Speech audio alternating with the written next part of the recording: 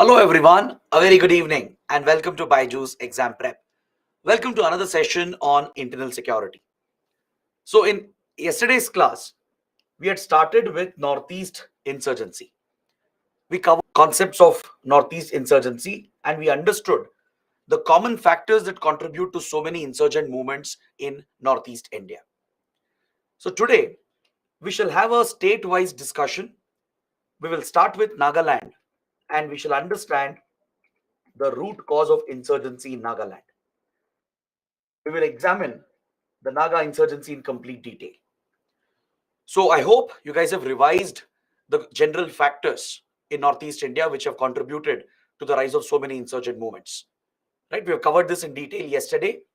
So today I would like to take forward the discussion and examine each insurgency separately in a state-wise order. So let's start with Nagaland and the Naga insurgency, as it is the first insurgency to be witnessed in India. The first insurgent movement. It broke out even before India's independence.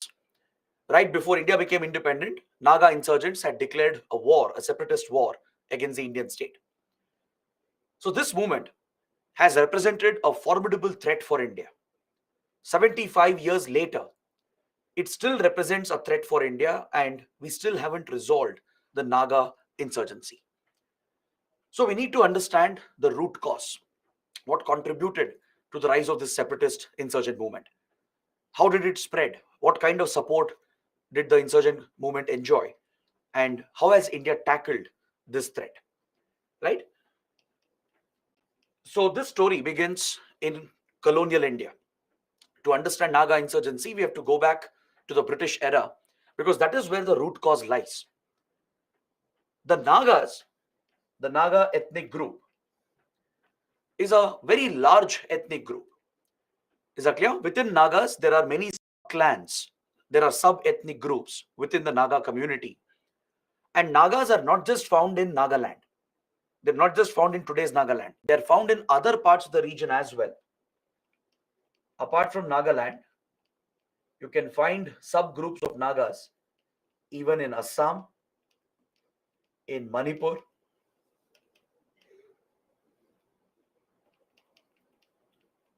as well as in Arunachal Pradesh and in some parts of Mizoram. So across several states in Northeast India, Naga groups can be found. And they're not just found in India, they're found in neighboring Myanmar as well. Across the border, even in Myanmar, there are few subgroups of Nagas. So collectively, all these sub-ethnic groups, they form the Naga community, right? Predominantly, they are found in today's Nagaland, but they are distributed across this region. So if you look at pre-independent India, the Naga areas, they were all part of the large province of Assam and the Northeast Frontier Agency. These areas were part of Assam and Northeast Frontier Agency. So this is where the Naga community was found, right? Both in India and as well as in Burma as well. The, the Nagas, if you look at their ethnic profile, if you look at the indigenous community, you will notice that they are a martial tribe. Just like most of the indigenous communities, the Nagas were known for their martial skills. We can say that they were known for their martial skills because it would be incorrect to call the Nagas a tribe. All right, Nagas are an ethnic group. They are known for their martial skills, that is, fighting skills. They specialize in guerrilla warfare, in jungle warfare. Historically, they have fought against various other rival groups to protect their interests in the forests of Northeast India. So these war fighting skills of the Nagas, that too in jungles, their skills in ambush attacks, their skills in launching guerrilla attacks, were noticed by the British, and they employed the skills during the First World War and also during the Second World War. They essentially used Naga members who were known for their guerrilla and war fighting skills, and they recruited them to fight for the British Indian troops as part of their World War efforts. So in 1918, a group of Naga soldiers who fought for the British, they would form the first club or organization called the Naga Club. The Naga Club would be a representative organization of some of the Naga commandos who had fought for the British during First World War. And after they came back from the war, right, they returned with a lot of experience and wartime knowledge. Now that they had traveled outside the region, fought in different parts of the world, right, they had seen different political systems.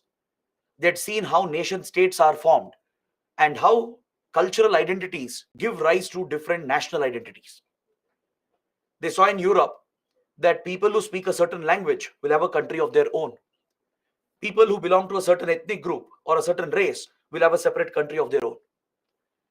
So this wartime experience and knowledge motivated some of the leaders of Naga Club to start thinking on nationalistic lines. They started thinking that they have a distinct identity. As a group, the Nagas have a distinct political ethnic identity, and they started realizing that they should fight for it. They need to represent their demands and form a separate state, a separate country to protect the Naga community and their rights and their culture. So this would lead the members of Naga Club to submit their demands to the Simon Commission, which would visit India in 1929. You guys would have studied in polity and in modern history that in 1919, the Government of India Act, or the Montagu-Chelmsford reforms, it provided for a review commission which would visit India 1 decade later to evaluate the functioning of the Montagu-Chelmsford reforms. So according to the Montagu-Chelmsford reforms of 1919, the Simon Commission visited India in 1929 and met with all the stakeholders in the country to generate their concerns and grievances. So as the Simon Commission was touring India and meeting different stakeholders, leaders of Naga Club, who were all former soldiers who had fought for British India, they officially raised their demand. They represented their demand in front of the British, pointing out that Nagas are a distinct community, a distinct ethnic group. They have a rich history behind them, right? They would highlight their cultural distinction. They would highlight how the Naga people were different from other communities in the region and also across India. So by pointing out the distinctions and differences, the Nagas sought a separate state for themselves. As India's freedom struggle was gaining momentum, right, they knew that India was about to gain independence. It was only a matter of time. So Nagas represented before the British. They raised their demand and concern in front of the Simon Commission, and officially they submitted a memorandum asking for the Naga areas to be left alone if India were ever granted independence. Is that clear? Their demand was very simple. If India is given independence, if the British are leaving the region, their demand was the Naga areas, all the Naga areas stretching from India to Burma, these areas should be kept separate from India. They should be granted independence to form a separate state, which they would refer to as Nagalim or Greater Nagaland.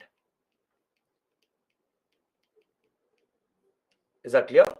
So all the Naga areas from Assam to today's Nagaland to Manipur, Arunachal Pradesh and Myanmar, they wanted all these Naga areas to be kept separate from India, and they wanted to form a separate nation state, an independent nation state, which would be called Nagalim or Greater Nagaland. So this demand was indeed encouraged by the British.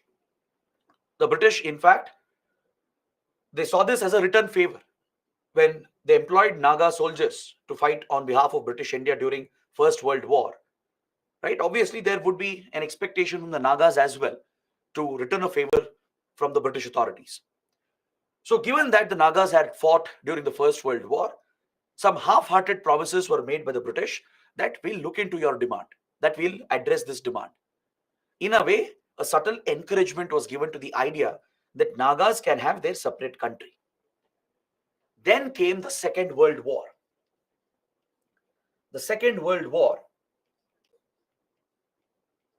by which time the Naga Club had transformed into the NNC, Naga National Council.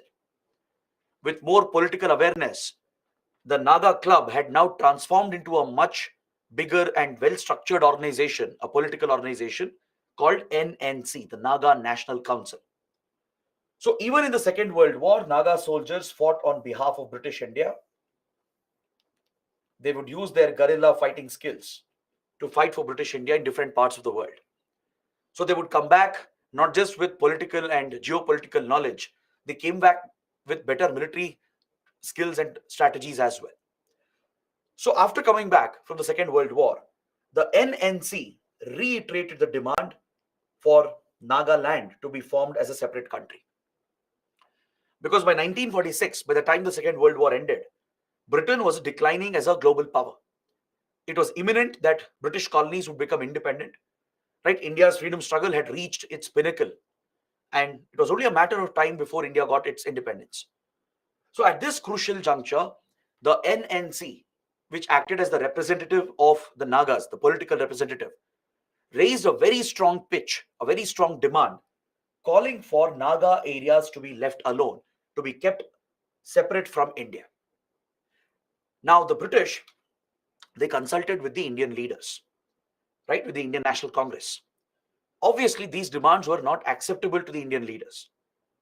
Granting independence to different territories, depending on race, ethnicity, religion, caste, that would simply divide the country and the whole concept of India would fail. Even before independence, the concept of an Indian Union would collapse because similar demands existed in different parts of the country.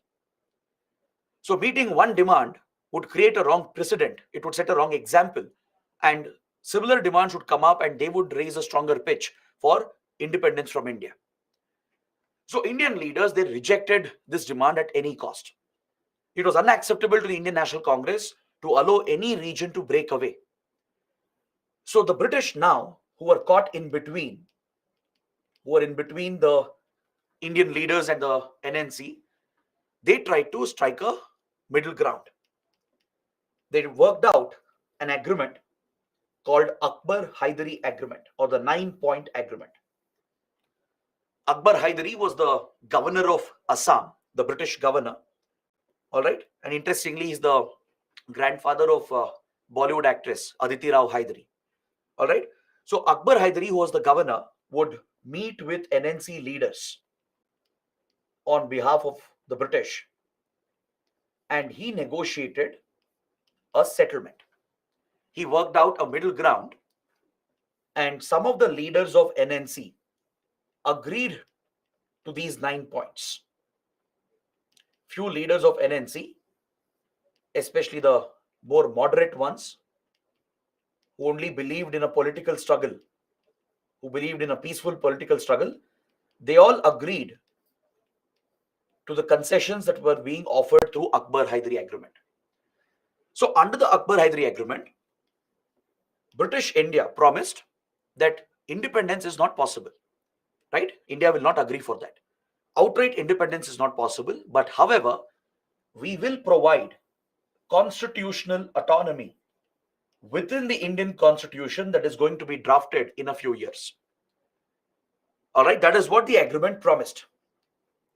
Essentially, the Akbar-Haidari Agreement promised that Naga areas cannot be given independence. India will not agree to that. But Naga areas will be given autonomy, constitutional autonomy over executive powers, legislative powers, even financial powers. Such autonomy will be given, but within the ambit of the Indian constitution, meaning Naga areas will remain under India's sovereignty itself. It will remain a part of the Indian Union. It will be merged with India at any cost. Independence will not be given, but autonomy will be given, constitutional autonomy, constitutionally guaranteed. So this proposal under Akbar-Haidari Agreement, it seemed reasonable for some of the moderate Naga leaders, and some of the NNC leaders, they agreed to it and they signed the agreement as well. But however, there were several extremist leaders within NNC who rejected the deal. Basically, there was a split within the Naga group. The moderate members who believed in more peaceful struggle, right, who were more political, they understood that this was a reasonable gesture. They realized that outright independence is not possible, but autonomy is still good. It will help the ethnic community to protect their culture, their land and rights. So they agreed to the agreement, but the extremist leaders of NNC, especially some of the soldiers who had fought for British, right, who had enough wartime skills, they rejected the agreement and they unilaterally declared independence from India. A day before India's independence, on 14th August 1947, these extremist leaders of NNC, they declared unilateral independence, thus raising the first separatist war against India. Even before the country was born, a separatist movement had broken out and NNC would become a notorious insurgent outfit. Is that clear? So this is how Naga insurgency originated in Northeast India. These extremist rebels who had accumulated weapons as well and who had enough wartime skills, they declared a war against India and rejected the Akbar-Hyderabad agreement. They threw out the deal and they said independence is the only option. So on 14th August, they would declare so-called Naga independence and declare a war against India to fight for their independence. So thus began the first insurgency of India. Not just in Northeast region, but across the country, this would be our first separatist insurgent movement. Throughout 50s, 60s and 70s, the movement would keep escalating. They would sustain the movement, and the NNC and Naga insurgents, they would carry out several attacks in the region that would destabilize the Northeast region. By 1950s, the threat posed by Naga insurgents kept on increasing. Right? It was threatening India's integrity and sovereignty. It was destabilizing the whole of Northeast India. So to tackle the threat, the government of India responded along with the Assam government to bring back a colonial legislation called AFSPA, the Armed Forces Special Powers Act, which we have mentioned in previous classes as well. In independent India, AFSPA had not been imposed. It's a colonial era law which was used during Quit India movement and during partition, when large-scale communal violence had broken out during partition. But post-independence, India had kept this law aside, given its controversial provisions. But given the threat in Naga areas and the rising violence and the threat for India's sovereignty, Assam was declared, these Naga areas of Assam was declared as a disturbed area under the Disturbed Areas Act, which paved the way for imposing AFSPA. And thus, Naga areas became the first place in the country where AFSPA was enforced post-independence. So under the Armed Forces Special Powers Act, which was imposed in parts of Assam, that's in the Naga areas of Assam, special powers were given to the Indian security forces. And the Indian Army, along with the Assam Rifles, they were given the lead role to conduct effective counter-insurgency operations against the Naga insurgents.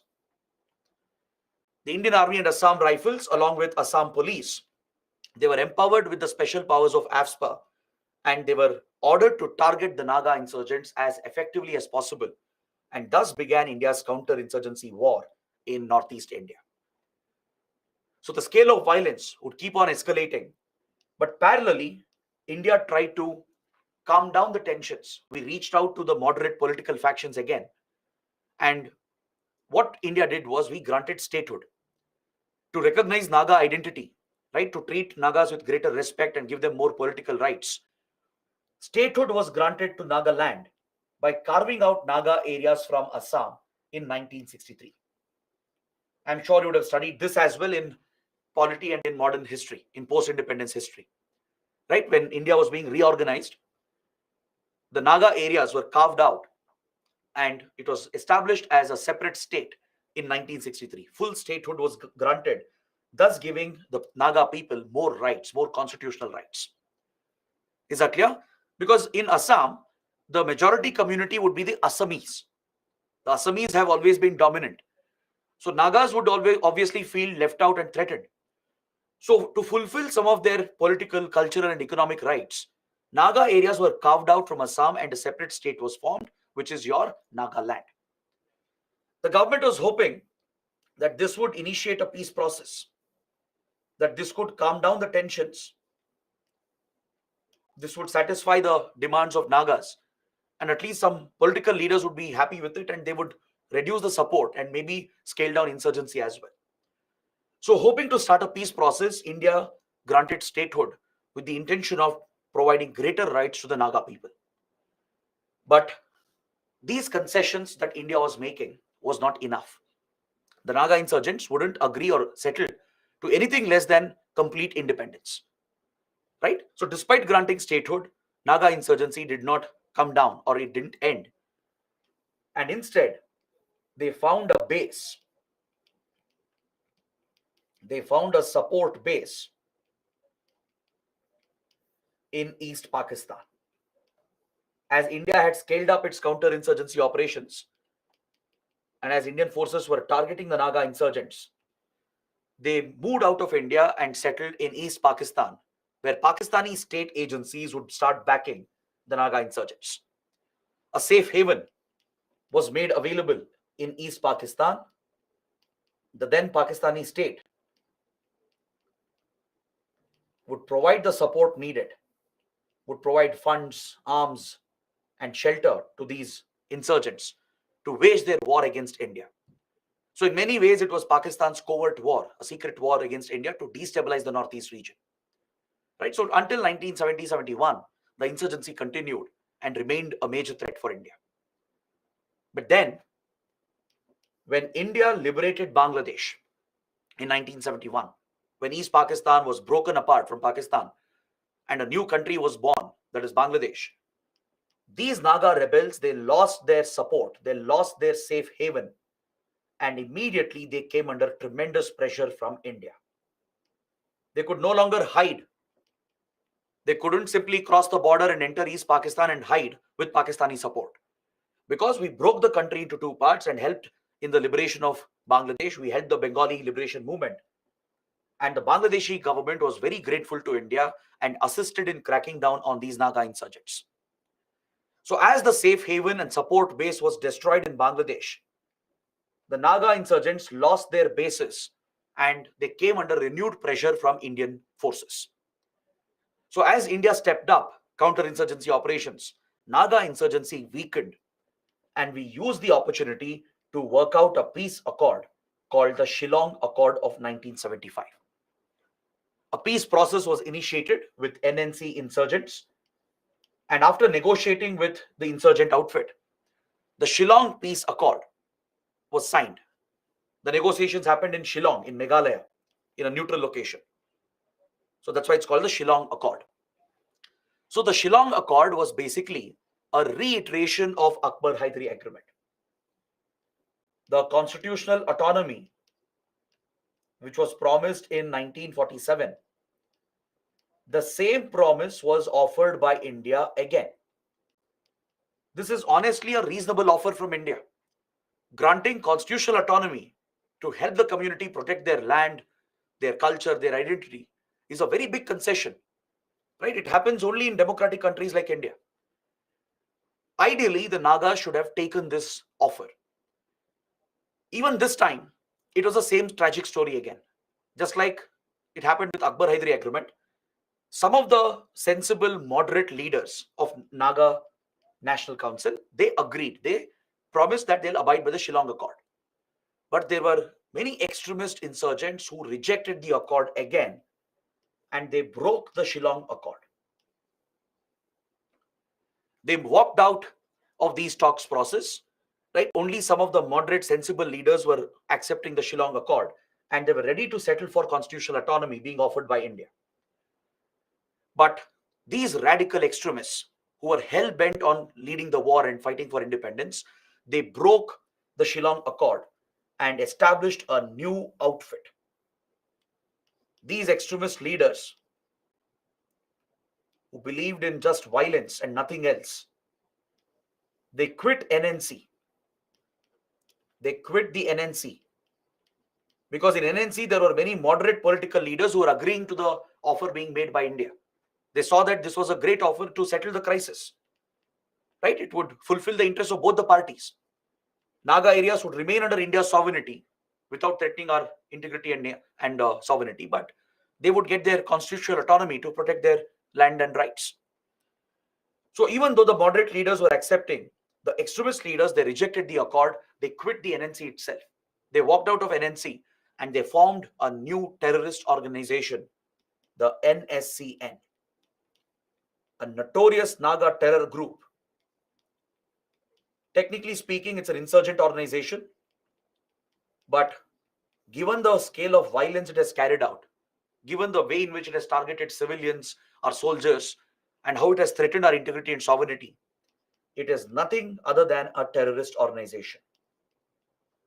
That is exactly how India has classified NSCN and all the factions of NSCN under the UAPA. Under the Unlawful Activities Prevention Act, NSCN and all the factions of NSCN, all the branches, they're all designated as terrorist outfits by India. This is purely because of the scale of violence they have carried out, the brutal, mindless violence, because of the number of civilians and Indian soldiers they have killed, and how they have threatened our integrity and sovereignty. Right? So NSCN was established in 1980, and now these extremists, they moved to Myanmar. They found a new shelter, a new support base in Myanmar, the National Socialist Council of Nagaland. It was formed by three notorious terrorists, Isaac, Muiwa, and Kaplang.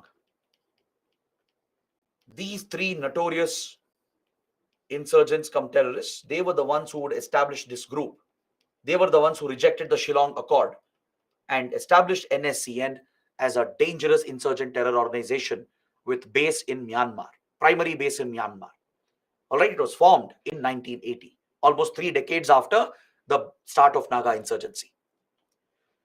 So this group, the NSCN, would go on to commit major acts of terrorism in the Northeast. The NSCN not only found support in Myanmar, but it found a support base in Bangladesh as well, as Bangladesh had now come under hostile governments, pro-Pakistan and anti-India governments. So in Myanmar, NSCN established contact with Chinese intelligence. Chinese intelligence agencies would get in touch with NSCN to back the Naga insurgents by providing funds and weapons to them from China into Myanmar. In Bangladesh, Pakistan, which was waiting for revenge against India, right, would start aiding NSCN with the hostile Bangladeshi government. The government of Bangladesh itself had become hostile. It had come under military rule. The Bangladeshi army, which was infiltrated by radicals who were pro-Pakistan, they had taken over the government, toppled the civilian government, and they had established a military dictatorship. So this hostile Bangladeshi government, along with Pakistan, started backing NSCN, along with Chinese support in Myanmar. So this external support by our hostile neighbors turned NSCN into one of the most dangerous terrorist organizations in the region. It very quickly got involved in organized crime all across the region. It would resort to brutal violence to establish its supremacy and dominance, and it would engage in extortion, in drugs and arms smuggling. It would build contacts in Golden Triangle, right, in the Myanmar, Thailand, Laos border region, work with those criminal cartels to smuggle drugs and weapons and to threaten leaders, officials, and popular individuals in India to extort money from them.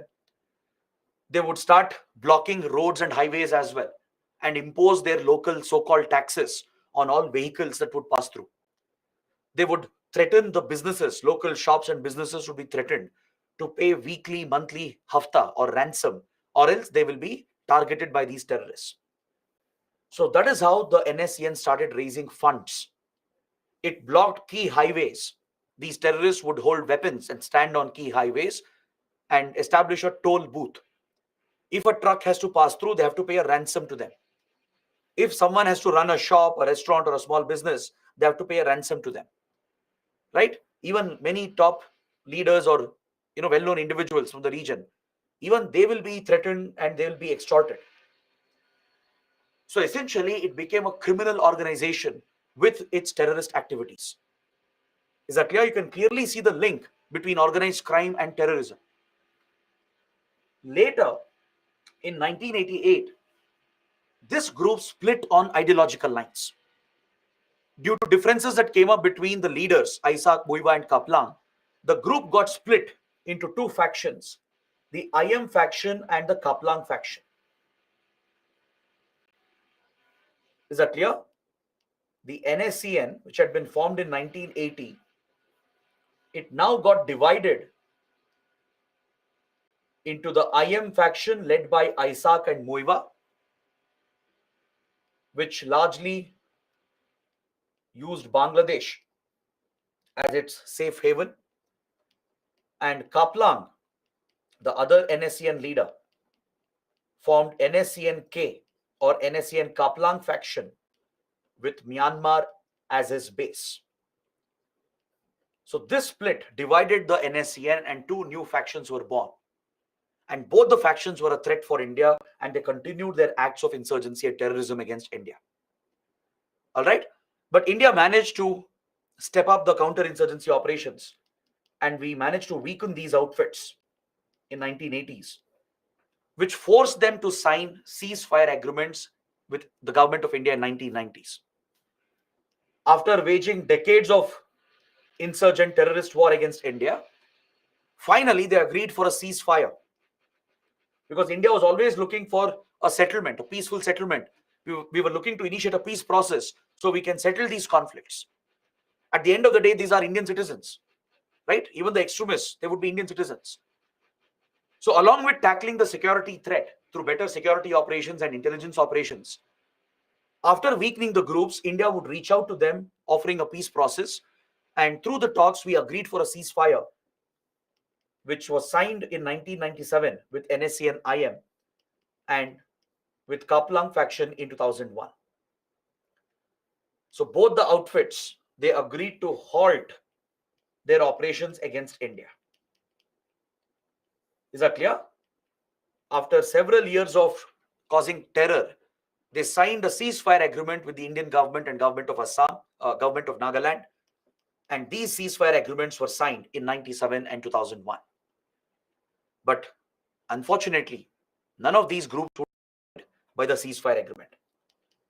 They breached the ceasefire very soon because they were not interested in surrendering their outfits. They didn't want to give up their arms and weapons. They breached the ceasefire because they continued getting support in Bangladesh and Myanmar. They were confident that they could continue the war outside of India. Their presence in India declined. Their operations in India weakened because of our security operations. But they were confident that they could continue waging this war from the neighboring countries, from across the border. So even though ceasefire agreement was signed, both these factions, they breached it and continued their war against India. The war continued for many more years until 2009 at least. In the meantime, many other factions came up. In fact, there are 3 to 4 more factions, but they're all minor NSCN outfits, like the Kole Kitovi faction that was formed in 2011. All right, it broke away from the Kaplan faction. Then in last 4 years itself, there are 2 more factions that have formed in Myanmar. Few relatives of Kaplan, they have led their own groups and formed their own NSCN factions. So like this, there are at least 5 to 6 different NSCN factions in total. But the most dangerous have been Isaak Muiva faction, the IM, and the Kaplan, the K faction. These two are the most dangerous threats for India. So this war continued all the way up until 2009 as they easily enjoyed support in Bangladesh and as well as in Myanmar. All right. So this is the serious threat that India has faced from Naga insurgency. Now, if you look at the ideology of these groups, in fact, most Northeast insurgent groups, if you look at their ideology, their structure, if you look at the method of their operations, if you look at how they are organized, everything points out that they are left-wing extremist outfits. They are inspired by left-wing extremist ideology. They're inspired by extreme communism, Maoism. Those are their political ideologies. Now you know how insurgent outfits are structured, how they operate, what are their principles, what are their strategies. We have studied that under Naxalism. We have studied that under the terrorism chapter, where we compared terrorism with insurgency. So if you look at the methods of operation and the structure of all these groups, these Northeast insurgent groups, majority of them are left-wing extremist organizations. Their political ideology is inclined towards extreme communism and Maoism. But there are some interesting cases like NSCN, where you find a mixture of left-wing extremism with religious ideology. Usually these are polar opposites, right? In left-wing extremism, we have studied in the first class, religion holds no importance. In fact, in true left-wing extremism, atheism is promoted, right?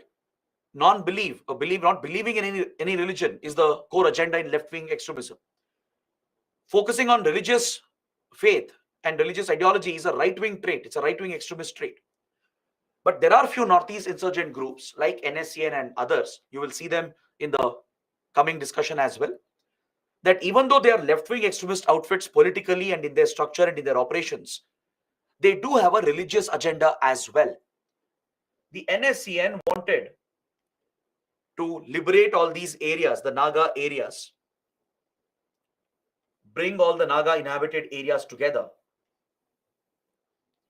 including the areas in Myanmar, to form the so-called Greater Nagaland or Nagalim, and turn this country into a Christian country, into a Christian nation. Christianity has a lot of appeal and influence across Northeast India. It was largely the British missionaries, the Western missionaries who introduced Christianity into the region, right? They would convert several tribes, ethnic communities. They had their own cultural religious practices. They would convert them to Christianity and remains dominant here. But some of the extremist groups, they have mixed religion with their radical ideology. And it's very unique. You don't see this anywhere in the world, where left-wing extremist ideology is linked with a religious ideology. There are groups like the Mizo National Front, the MNF, right? Even MNF, politically, structurally, it's a left-wing extremist outfit inspired by communism, socialism, and Maoism. But even MNF wanted to break Mizo areas away and form a Christian country, right? So this is a unique feature that you find in Northeast India. The communal angle also plays a role, because there are other communities in Northeast India which are either aligned with Hinduism or Islam, and the religious angle also comes into picture with regard to the complex dynamics of the Northeastern society. All right. So NSCN wanted to turn the so-called Nagalim or Greater Nagaland into a Christian country if it managed to break these areas away from India. Their goal was to liberate all the Naga areas from Arunachal Pradesh to Assam, Manipur, Mizoram, break those Naga areas away from India and even the Naga areas in Myanmar, and unite them to form Greater Nagaland or Nagalim. So this is how Naga insurgency continued, and it was a major threat for us all the way until 2009. Is that clear? These factions remained very active. NSC and IM would continue operating from Bangladesh. Its major base was in Bangladesh for Isaac Muiwa. For Kaplang faction and other minor factions, the base was Myanmar. So from across the country, across the borders, these groups continued operating and threatening India, and they continued their criminal activities. Even though they were present abroad through their networks present here in Nagaland and in Northeast India, they continued their extortion, they continued their smuggling of drugs and weapons, right? Essentially, they were running a mafia, running their own illegal businesses. So you can clearly see that this insurgency, or rather most extremist movements, they are more about the business side of it. They are more about the money and the political side of it than the true interests of the people. right? Instead of fighting for the true interests of the community, it eventually becomes a political and a money-making machine for these terrorists. That is exactly what NSCN became. It has made a lot of money, raised a lot of funds through these criminal activities. It has dominated the politics of the region as well, influencing the politics of the region. That is the true interest of these groups. They claim to fight for the community and fight for independence. They're simply using extremism as relevant and keep making money on the side to run their illegal businesses. So many experts believe these groups are nothing short of criminal organizations right now, right? They're using insurgency as an excuse, using the gun, using the violence to justify their cause, right? And retain their dominance. But in reality, they're simply running their illegal criminal businesses. Is that clear? Now, what happened after 2009? After 2009, there have been dramatic changes. A massive transformation has happened with regard to Naga insurgency. In Bangladesh, India saw a positive change. A much welcome change happened with Sheikh Hasina coming to power. Sheikh Hasina, a very good friend of India, became the prime minister and led her party, Awami League, to a decisive victory in the elections. Awami League has been historically close to India. India backed Awami League during the Bengali liberation movement. Sheikh Hasina's father, Sheikh Mujibur Rahman, the founding father of Bangladesh, also called Bangabandhu, was a very good friend of India, and India had supported Sheikh Mujibur Rahman and Awami League in their independence struggle against Pakistan. So since then, we share very good ties with Mujibur Rahman's family, including his daughter Sheikh Hasina and the Awami League. As soon as she came to power, she immediately started protecting Indian interests. She would work with Prime Minister Manmohan Singh, and together the two governments launched a major crackdown on Northeast insurgents. Until then, this was not possible because we always had hostile governments in Bangladesh which would never cooperate with India. The military rule, and there's another party called BNP, the Bangladesh Nationalist Party. They've always been aligned with Pakistan and radical forces, and they've always acted against India. So when these governments were there, they would never cooperate with India. Rather, they would keep backing these terror groups against India. But now that this big change happened in Bangladesh, Prime Minister Manmohan Singh immediately reached out and re-established the strong political ties and security ties with Bangladesh. And Sheikh Hasina played a critical role in launching a crackdown against all these Northeast insurgent outfits. There were multiple Northeast insurgent groups hiding in Bangladesh at that point in 2009. All these groups were decimated by Bangladesh. India would share intelligence as a result of this security cooperation. India would start sharing intelligence with Bangladesh, and we started planning some joint operations in the border areas. So these collective efforts of our intelligence agencies and security forces led to a complete crackdown on these insurgents, and their safe havens were destroyed. Is that clear? Indian intelligence agencies, IB and RAW, would play a critical role along with Assam Rifles and Indian Army. We collaborated with Bangladesh, improved border security as well, plugged the gaps in border security, shared intelligence with the Bangladeshi authorities, and planned joint operations to destroy the safe havens that existed across the border. So multiple Northeast groups which were settled here, which were sheltered here, they were all decimated. Their routes of funding, routes of weapons, everything was destroyed. The sanctuaries were destroyed. And many of the top leaders of these terror groups, they were handed over to India by Bangladesh. Sheikh Hasina's government detained many of these top terrorists and handed them over to India. So leaders of NSC and IM, they were handed over to India, thus bringing down this movement in one shot. It was a major transformation that happened. That's why Northeast region stabilized after 2009. Not just NSE and many other terror groups like ULFA, NDFB, many others were hiding in Bangladesh with support from the hostile governments. Thanks to Sheikh Hasina and her government, these terror sanctuaries were destroyed within weeks, and most of the top terrorists were arrested and handed over to India, which helped in bringing down these movements. That's why after 2009, Northeast India became more stable and the scale of violence and terrorism went down. So Isaac Muiwa faction had no other option. They had to surrender and agree for a peace process with the government of India. Is that clear? So in 2015, the Modi government took forward this process.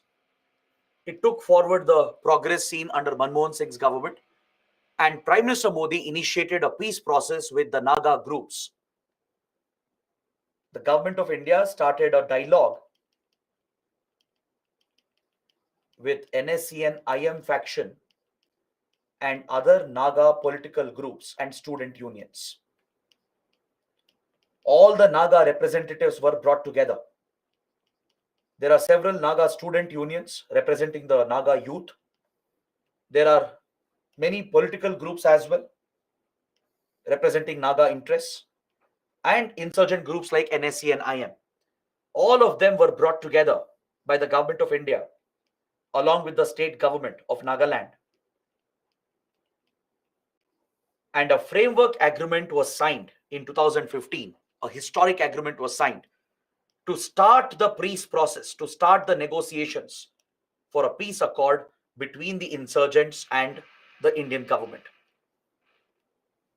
Is that clear? So this is what started the peace process, and it is still ongoing. We are yet to achieve a final peace accord. The peace process has hit some hurdles on the way, but the signing of the framework agreement for starting the peace process in itself was a very, very big development, a major development. It basically meant we were on the verge of ending our oldest insurgency, right? The first insurgency of India is about to be brought to an end once the peace accord is finalized. Is that clear?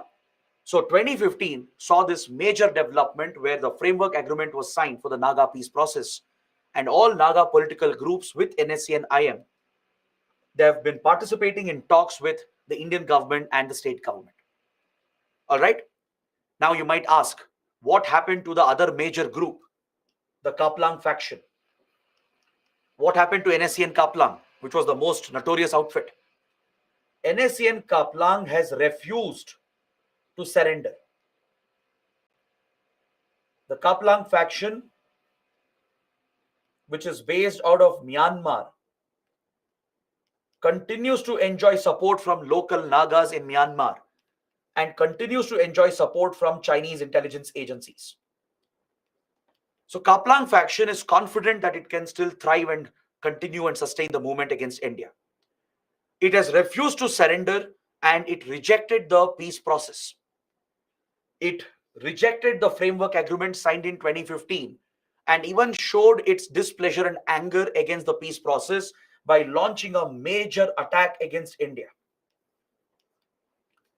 In 2015, there was a major terror attack against the Indian Army in Northeast India, which was a retaliation by the Kaplang group against the framework agreement and the peace process which was started by the Modi government. If you guys have seen the movie Uri, which is based on the surgical strikes of India in Pakistan following the Uri attacks, that movie opens with a scene in Northeast India, right? You see that there is an Indian Army convoy passing near the Myanmar border in the Ukrul Chandel sector, and this army convoy is blown apart by a Northeast terrorist group. Many Indian soldiers are martyred. Following this attack, Indian Army retaliates with a surgical strike in Myanmar. Across the border in Myanmar, a special covert operation is carried out by Indian Special Forces, the Para Commandos, where they destroy many terror camps inside Myanmar. All these events depicted in the movie, they are real incidents, right? It was this attack which is shown in the movie. NSE and Kaplang, which is based out of Myanmar, carried out a major strike against Indian Army, killing several Indian soldiers, which was a direct retaliation against the peace process which had been started. To show its displeasure and anger, it carried out this attack, killing many Indian soldiers. So later, the Indian army took its revenge, retaliated against the Kaplang faction by carrying out a precision surgical strike inside Myanmar's territory. Since we have good ties with Myanmar, right, we collaborate in counterinsurgency operations. Indian Special Forces, the Para Commandos, Para SF, they were infiltrated into Myanmar across the border to target these terror camps of NSC and Kaplang. All right. So NSC and Kaplang remains in a state of war with India. It has not surrendered. It continues its separatist war against India, and it has rejected the peace process. Understood? So that is the current status of NSC and Kaplang. It still enjoys support from China as well. India has evidence and intelligence to prove that Chinese agencies are still backing the Kaplang faction. So now, what is the status with the peace process? In 2015, the Naga peace process that was started, where does it stand today? What is the current status? This is another important point. So, to carry forward the peace process, the Indian government appointed a special envoy, R.N. Ravi. R.N. Ravi is a IPS officer. He retired from the IPS. He was one of the top intelligence officers in the IB. He retired as a special secretary in the IB, in the Intelligence Bureau, and he's a specialist in Northeast insurgency. Most of his career, he has spent it in Northeast India and beyond, right? He is a specialist in tackling Northeast insurgency. So as a professional career intelligence officer, he was appointed as the envoy of the Indian government to lead the talks. And he was even appointed as the governor of Nagaland. He was appointed as the governor of the state to represent the center so that he could lead these talks with the Naga groups. Is that clear? He would talk to NSC and IM and the other Naga groups which were part of the peace process. Is that clear? So these talks continued for many years between R.N. Ravi and the Naga outfits. But eventually, differences broke out between the negotiators, leading to a major standoff between R.N. Ravi and the Naga groups. The Nagas, they were demanding a separate constitution. They wanted a separate flag, along with the constitutional autonomy that India was promising. See, we provide constitutional autonomy to many tribal indigenous areas. Indian constitution allows this under the 6th schedule, right? We had promised autonomy under the 6th schedule. If these insurgents surrendered, ended their war permanently, in return, we'll provide them autonomy under the 6th schedule of the constitution, delegate administrative, financial, legal, legislative powers to them so they can look after their own administration, local administration. They can protect their resources, their land and rights and their culture while remaining within Indian sovereignty, right? This was the deal being offered. While India is comfortable in providing constitutional autonomy, right, because we have given this to many other areas in Northeast India, India doesn't agree for separate constitution and separate flag, as the same special status for Jammu and Kashmir was opposed by the current government. Under Article 370, the special status that was given to J&K provided for similar provisions, provided for a separate constitution, a separate flag. This is what truly gave special status to J&K, which allowed the state legislature and the state government to exercise its own powers to even undercut the powers of the center and the parliament, right? So Nagas were demanding something similar. They wanted separate constitution and a separate flag, along with constitutional autonomy and tremendous financial benefits to provide for development of Naga areas. So on this point, there was a major difference that came up between the negotiators. As I told you, constitutional autonomy is not the problem. India will agree to this. This is the primary offer that we make, that will give you constitutional autonomy under 6th schedule. Providing financial concession is not a problem. India will agree for additional financial allocation so the region can be developed. Because we have done this previously with other insurgent groups. You will see that in the next discussion. But India's problem was with demand for a separate constitution and a flag. This was non-negotiable for the Modi government. Because politically it would be suicide. In J&K, they have opposed the separate constitution and the separate flag. It was one of the prime factors because of which J&K special status was revoked. Now, if they go on to provide a similar provision for a northeastern state, right, politically that would be suicide. It would trigger a major backlash against the ruling party. So the negotiator R.N. Ravi rejected this demand, leading to major differences between the negotiators, and a standoff occurred between R.N. Ravi and NSC and IM. Then R.N. Ravi went on to write a column in the Hindu. He went to the media. He wrote a detailed column in the Hindu newspaper calling out NSC and IM for the atrocities it has committed. And he called it a criminal gang which still continues to operate like a mafia, which still extorts money from people and businesses, even when it is negotiating with the Indian government. R.N. Ravi, who was upset with the NSCN negotiators, he wrote this public column as the governor of Nagaland and publicly lashed out at NSCN. He called it a terrorist organization which has engaged in brutal violence in the past, and even now, even after the so-called ceasefire and surrender, they are still running a criminal mafia, carrying out extortion, smuggling drugs, controlling businesses, right? This is what NSCN has been doing. So once R.N. Ravi lashed out, NSCN IM rejected him as the negotiator. The NSCN was angry, right? It appealed to Government of India to remove R.N. Ravi as he was not being neutral. See, again, it's about what you believe in, right? Let's not get into the politics of this, because R.N. Ravi has been very controversial as well. Following this, R.N. Ravi was removed as the governor of Nagaland and he was transferred to Tamil Nadu as the governor of Tamil Nadu. Even there, R.N. Ravi picked a major issue with the Tamil Nadu government.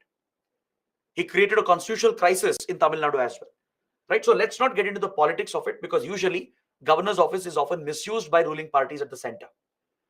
So no matter what happened, right, there were differences that came up between the negotiators, leading to a standoff.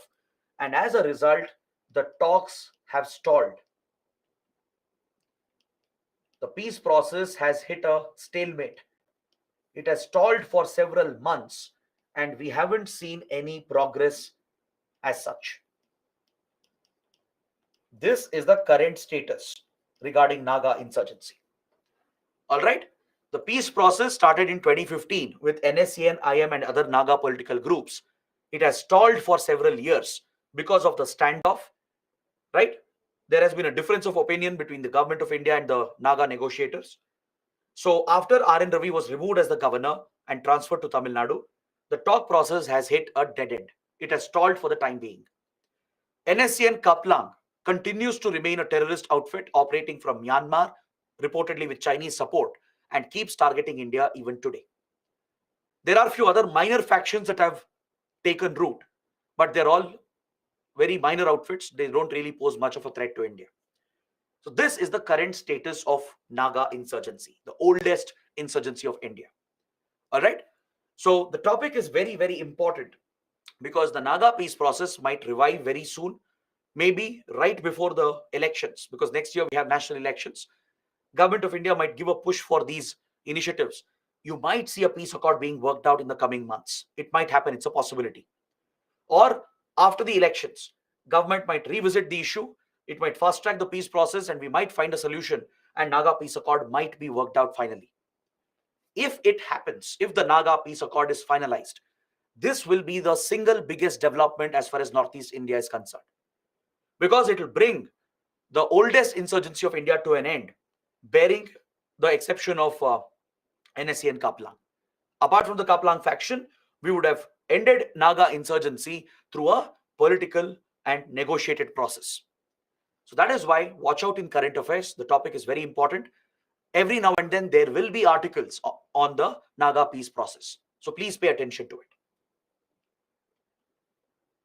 So this completes my discussion on Naga insurgency. So let me know if you have any questions, any doubts. After that, I'll take up the next state.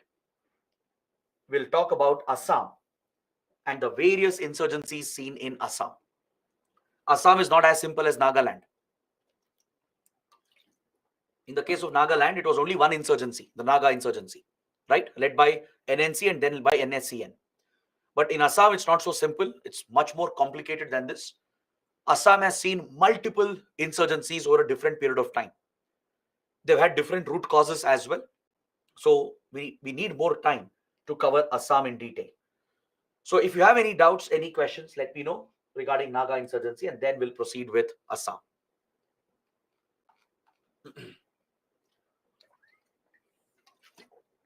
Priyanshu is asking, sir, currently there is no Naga peace accord. No, Naga peace accord has not been finalized yet.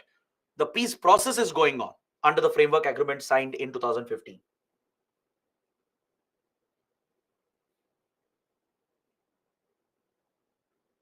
C. An is asking, means Nagaland is not part of India before 2015? No, not at all. Nagaland has been a part of India since 1947. Naga insurgents might be fighting their war, but Naga areas are very much a part of India. It has been under India's sovereignty, but they have rebelled and they have been waging an insurgent war against India.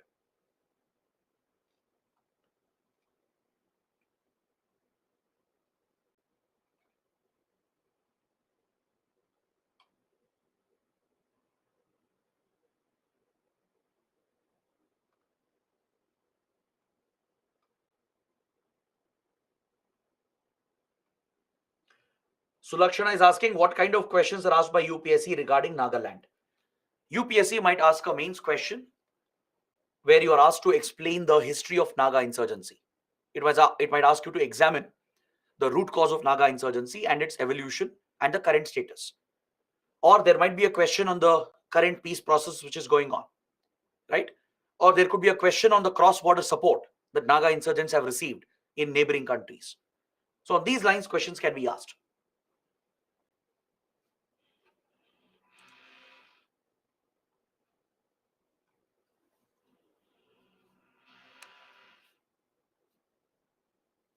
Abhijit has a question related to Khalistan movement. He's asking, sir, in the Punjabi Subah movement, they demanded separate statehood, and after the Fazal Ali Commission, the state was anyways trifurcated. But why central government initially not agreed to divide, but later trifurcated Punjab? See, what Punjabi Subah movement and Akali Dal were demanding was an exclusive Punjabi state. They wanted Punjab to be divided on linguistic lines, where there would be some Punjabi speaking areas and non-Punjabi speaking areas. So in the Punjabi speaking areas, Punjabis who speak the Punjabi language, they would get preferential treatment. They would basically have preferential provisions in that region. Now, this was not acceptable to India because this linguistic division, where Punjabi areas are separated from non-Punjabi speaking areas, would have inadvertently benefited the Sikh community. There was a religious angle to it because majority speakers of Punjabi language are from the Sikh community. So that would essentially become a communal partition within India. So given the communal overtones of such a demand, India rejected the creation of Punjab on such demands, on such linguistic lines. Later, Fazal Ali Commission was different. Fazal Ali Commission's recommendation was to trifurcate Punjab, break it into three parts, and Punjab would just be another linguistic state, just like any other linguistic state in India. Right? It was only a distinction on administrative grounds. It would not be exclusive to any community, any particular language. Now, Punjab is not exclusive to Punjabi speakers. Anyone can go and settle in Punjab. Right? A Tamilian or Marathi can go and settle in Punjab if you want. If Punjabi Subah movement had been met, then Punjabi speakers would have had special privileges which would discriminate against outsiders and non-Punjabi speakers. So indirectly, that would benefit the Sikh community alone, right? That is why the communal angle was there. So India rejected their demand. So there is a difference between the trifurcation that India carried out and what Punjabi Subah movement and Akali Dal were demanding.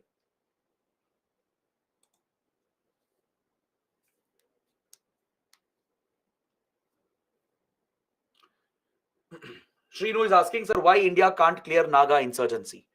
See, any insurgency or any extremist movement is not so easy to wipe out.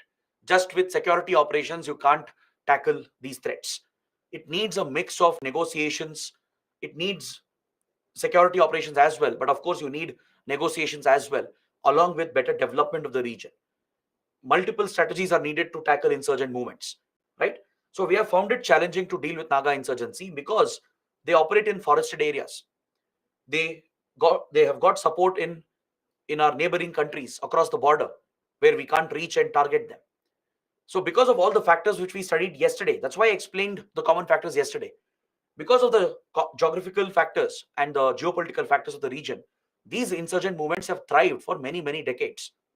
As they get cross-border support and as the complex geography is aiding the insurgents, it becomes more difficult for us to tackle these insurgencies.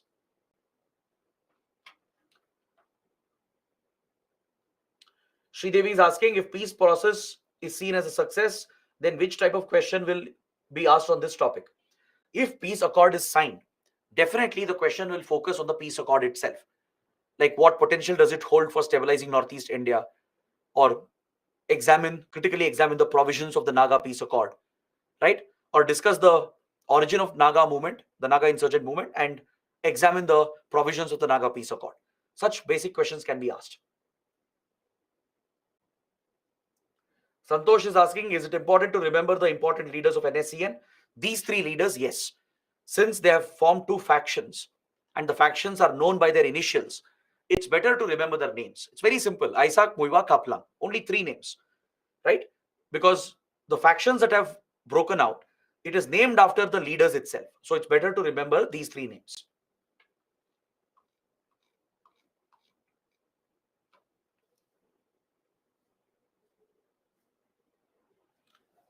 Chandrasekhar is asking, sir, you're saying they're extremist insurgents, then how do they come in contact with governor for negotiating? See, we have struck a peace process with them. They have given up their insurgent war. They have signed a ceasefire agreement. That's why the 2015 framework agreement was signed. They have stopped their insurgency, at least officially. And the government of India is directly talking to them. We are talking to them. We are allowing them to come and meet the governor and talk to them and work out the peace accord. Is that clear?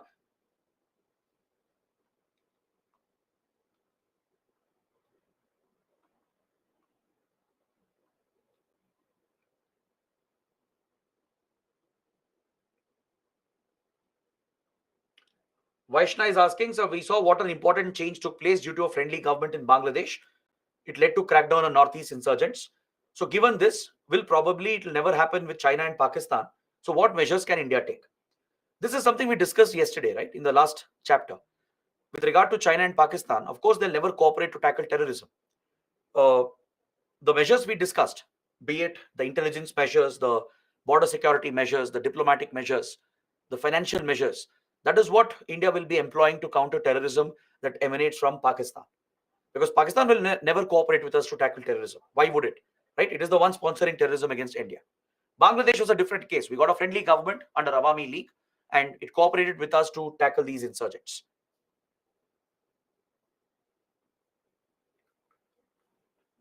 Kumari is asking, is NSCN IM still involved in any attacks? See, NSCN IM is not directly carrying out any terror attacks as such. After the peace accord was started, the framework agreement was signed in 2015. It is bound by the accord to not carry out attacks. It is in a ceasefire right now. But it is engaging in criminal activities. It is continuing its extortion rings. It's continuing to smuggle drugs and weapons. It is acting like a illegal mafia, a criminal mafia. All right. But insurgent terror attacks have stopped because of the 2015 framework agreement, which has started the peace process. All right. So guys, these are the questions.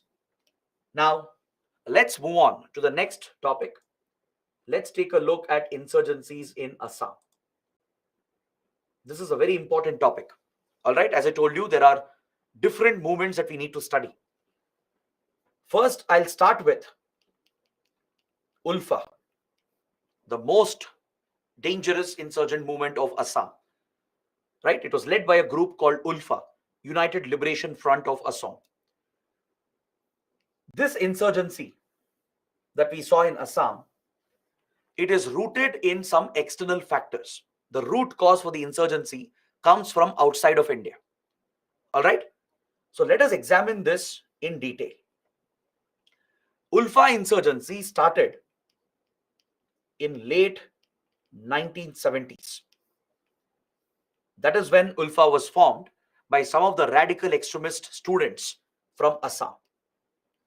There were few student leaders who were part of the Assam Students Union. They were more radical and extremist in their ideology, and they launched this war against India by setting up an insurgent outfit called Ulfa in the late 70s. Is that clear?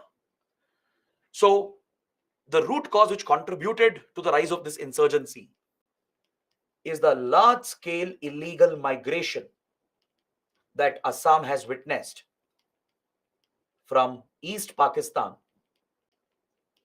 and later from Bangladesh.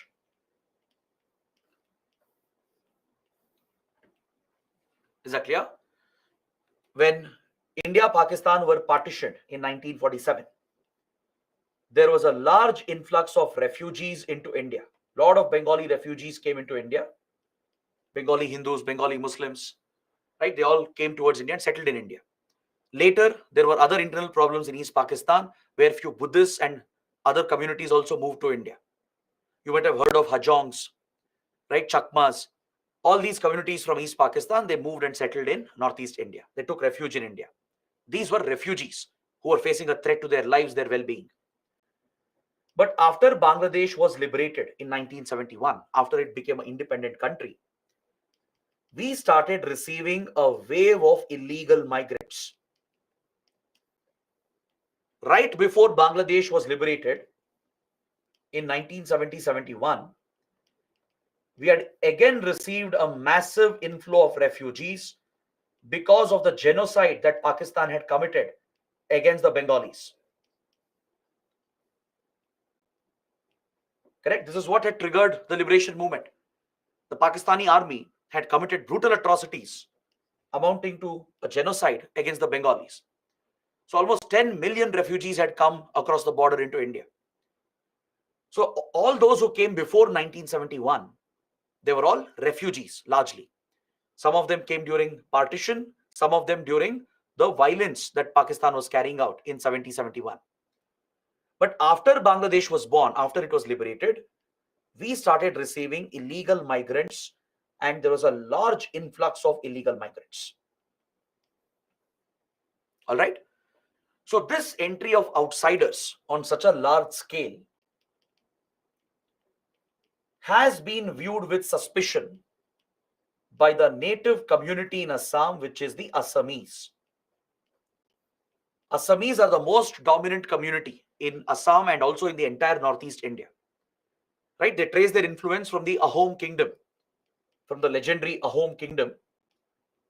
Right? Since medieval times, the Assamese have been the most dominant group or the indigenous community of the region. The native Assamese, they've always seen the outsiders with suspicion. They have resisted the illegal migrants in particular. See, refugees are different from illegal migrants. I hope you understand that. Refugees are coming across the border to save their lives. There is a risk to their lives if they remain where they are. It means they're being targeted, usually by the state itself or by other terror groups. There is a direct threat to their life. That's why they're escaping from their country, crossing the borders illegally and asking asylum in another country. Protecting refugees is a humanitarian obligation. It's a duty to protect refugees. You're trying to save their lives. Illegal migrants are different. They are crossing over illegally because they want a better life. They have no threat to their life back in their country. But they're coming for a better job, a better standard of living. And this cannot be tolerated. No country tolerates illegal migration. So please understand the difference between refugees and illegal migrants. We have taken a lot of refugees in the past, right? So just the flow of refugees wouldn't have been the problem in Assam. It was the influx of illegal migrants that escalated after 1971 that became the challenge for India. As Bangladesh was struggling, Bangladesh had a very poor economy. It even came under military rule in 1974-75. So there was no development, no progress, no welfare. So poor Bangladeshis, they started crossing over the border illegally into neighboring states. They entered Tripura, they entered Assam and West Bengal as well.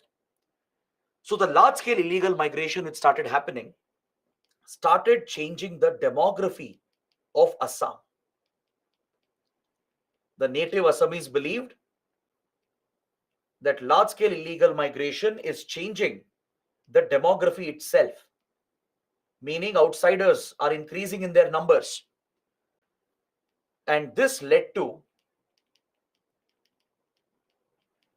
socio-ethnic tensions between the native Assamese and the Bengali illegal migrants. Now, these illegal migrants who have come in from Bangladesh, they are both Bengali Hindus and Bengali Muslims as well. All right. So the native Assamese opposed all the outsiders, irrespective of which religion they belong to. They oppose any illegal migrant who has come from Bangladesh because they see them as a threat to their culture, their land, their identity, and their opportunities. Because in any place, if outsiders come in a very large number, right, that will upset the social and economic and cultural balance in the region, right? The outsiders community could become more dominant, which threatens the natives. It's natural for communities to feel that. They might get hold of resources, more opportunities, which will curb the opportunities available for the natives, right? Then along with that, there could be cross-cultural marriages, which will start happening. Native communities like Assamese, they feel threatened because they have their unique language, unique culture, unique customs. And the entry of outsiders could compromise their identity, their cultural identity. Is that clear? So ethnic groups, indigenous ethnic groups are very guarded, very protective about their cultural identity. They are very protective about their land and their resources and their rights. So the Assamese felt threatened by the large-scale illegal migration which was happening, right? And large-scale protests broke out in Assam in opposition to this illegal migration. We call this the Assam agitation that started in 1979 and lasted until 1985. This was a very violent agitation led by various local political groups along with the Assam Students Union. Under the leadership of Assam Students Union and few other Assamese political outfits, a massive agitation was launched against the central government and the state government for failing to curb the illegal migration. This was a violent agitation. It saw a lot of violence during this entire period, and Assam was completely destabilized because of these violent protests. Now, the biggest concern of the Assamese was that these illegal migrants, allegedly, they had gotten registered on the electoral roll. This is an established fact, not just an allegation or a rumor anymore. In the late 70s, it was noticed that some of the Bengali illegal migrants coming from Bangladesh who had settled in Assam, they had voter ID cards. They had got their names listed on electoral rolls, meaning they had got an Indian identification document. This couldn't have happened without some kind of political support at the local level. So this led to allegations that the elections were being manipulated by using illegal migrants. As thousands of illegal migrants were present, it was alleged by the protesters that political parties were misusing the issue. They were giving ID cards to the illegal migrants, getting them listed as voters, and in return getting their votes, which was electoral malpractice essentially. Because the illegal migrants would crave some documentation. Once they get voter ID card, they can get all the other identifications done, and for every purpose they'll become an Indian citizen, right? Because in the Indian subcontinent, you can't distinguish between different people. We all look the same.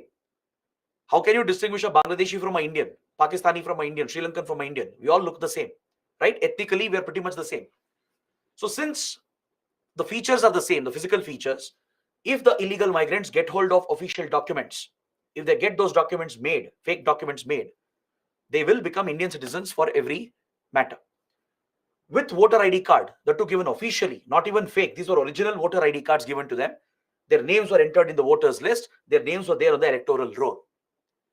Now, this was a corrupt arrangement that some politicians at the local level had created.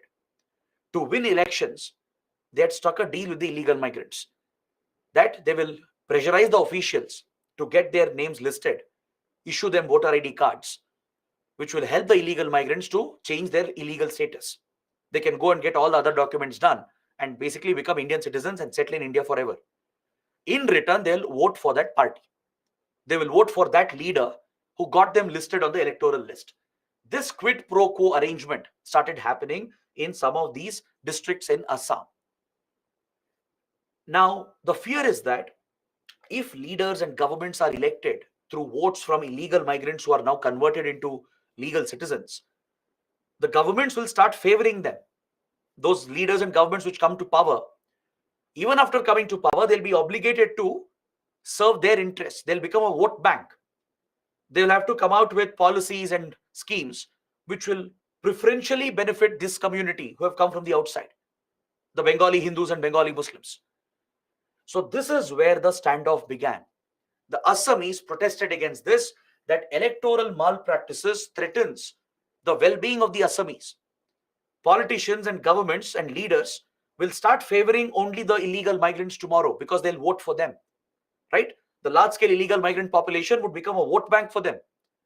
And they'll keep voting for the party or for that leader just because they have got them the electoral documents done. So this was blatant malpractice in the election that happened in Assam. This became the trigger, the immediate trigger for these violent protests to break out. So as the Assamese felt threatened, they feared that their identity would be lost, their rights and resources would be lost if they did not act. So they launched this major agitation led by the Assam Students Union along with several Assamese political organizations. This movement, the Assam agitation, was met with force by the state government and the center. They used police and security forces to curb the protests, and very quickly it turned violent and several people were killed during these 6 years. It became an extremely violent agitation and large-scale loss of lives were reported among civilians and protesters throughout the 6 years of Assam agitation. Understood? Now the agitators, they primarily wanted few demands to be met. They wanted the NRC, National Register for Citizens of 1951, to be updated, and they wanted better border security and management. They wanted better border security and management to curb future illegal migration. They also wanted few special provisions, special privileges to uplift the Assamese community. They asked for a commission to be set up which will inquire into the backwardness of the Assamese community and how they have suffered because of illegal migration. Based on that, they were demanding some special privileges like reservations, quotas. These were some of the basic demands. Now the question is, what is this NRC? Why were they demanding NRC to be updated? How will it help in tackling illegal migration? NRC, or National Register for Citizens, is basically a register, a database that contains the names of Indian nationals, Indian citizens. It is a list of Indian citizens, as simple as that. This exercise had been held in 1951 after the partition only for the state of Assam, as Assam had received a lot of refugees during partition. Lot of refugees had come in during partition from East Pakistan to Assam. So NRC had been carried out in 1951 to distinguish the foreigners from genuine Indian citizens. NRC will list only the Indian citizens who can prove their citizenship, their nationality through documents. And those who cannot, they will be designated as outsiders or foreigners, as illegal foreigners. So this exercise had been done once in 1951. Now the protesters under Assam agitation, they wanted NRC to be done again. Since illegal migrants had come in again in large numbers in 1970, 71 and after that, they wanted NRC to be conducted again, right, and updated so that Indian citizens could be genuinely identified and this could be distinguished from the outsiders, the foreigners, who cannot prove their identification, who can't provide the required documentary support to prove that they were in India before a cutoff date, to prove that they and their family were in India before a cutoff date. They would become illegal foreigners. They would become outsiders essentially. Rest would be on the list as Indian citizens, and accordingly, the government can provide for the welfare of the genuine Indians. This was the primary demand of Assam agitation. An updation of NRC, improved border management for tackling illegal migration in the future, and a commission to inquire into the backwardness of the community with special privileges being provided, such as reservation. All right. So the government initially was not agreeing to the demands. The agitation went on, the protests carried on. And in 1983, when the elections happened, large-scale voter malpractices were alleged again. So the violence kept on continuing. And it's in the midst of this violence that Ulfa insurgency was born. In the year 1979, 1 year after Assam agitation, some of the radical students of the Assam Students Union, the All India Assam Students Union, they broke out from the protests, from the agitation, and under the leadership of Arvind Rajkova and other extremists, an insurgent group was formed called ULFA, United Liberation Front of Assam. Right? The goal of this outfit was separatism. It was a separatist outfit. It declared war against India and started an insurgent movement to break Assam away from India, stating that Assamese interests will never be protected in India. These radical students, the radical youth under Arvind Rajkova's leadership, there were a few other radical leaders as well. They were all part of All India Assam Students Union, leading the Assam agitation. But since the government had used a lot of force to crush the movement, initially government was not agreeing to the demands as well. These radical extremists, they broke out from the agitation, broke out from the Students Union, and established an insurgent outfit called ULFA. All right? They blamed the Indian government and Assam government for all the problems, for not tackling illegal migration. This was a genuine issue, no doubt. The issue they were raising was absolutely genuine. There were electoral malpractices. There were illegal migrants registered on the voters list. Right? These were definitely genuine concerns. So the blame was placed on the government of India and the state government, and these radicals started their insurgent war, and they declared a separatist war against India. Their goal was to wage an armed rebellion against India to break Assam, break off entire Assam from India to form a separate country. That they believed this is the only way to protect the Assamese, to protect the native community and their rights and culture. So this is what triggered ULFA's insurgency, which raged from 1979 till 2009 for 40 years. For 3 decades. For a good 3 decades, ULFA remained a major insurgent group which would keep on executing major terror attacks in the region from 1979 to 2009. Right? For more than 3 decades, this group operated as a notorious insurgent outfit, and it carried out many major attacks in the region. It would target Indian forces, the Indian Army and Assam Rifles. It would target government facilities and government institutions belonging to the state government and central government. It would target other communities as well, like outsiders especially, as they opposed illegal migrants. They would target anyone who is assumed to be an illegal migrant. Just based on assumption, they would target people and blame them as being outsiders or Bengali illegal migrants. Now, this eventually acquired a communal angle as well, because a widespread perception started on the ground that most illegal migrants are Muslims. But this is not the truth. The truth is that the established fact is that the illegal migrants who have come from Bangladesh, yes, there are a lot of Bengali Muslims, there are a lot of Bengali Hindus as well. There are other communities which have come from Bangladesh as well, like Hajongs and Chakmas. Chakmas are Buddhists. But this stereotype was spread on the ground by political and extremist elements that most illegal migrants are always Muslims or Bengali Muslims.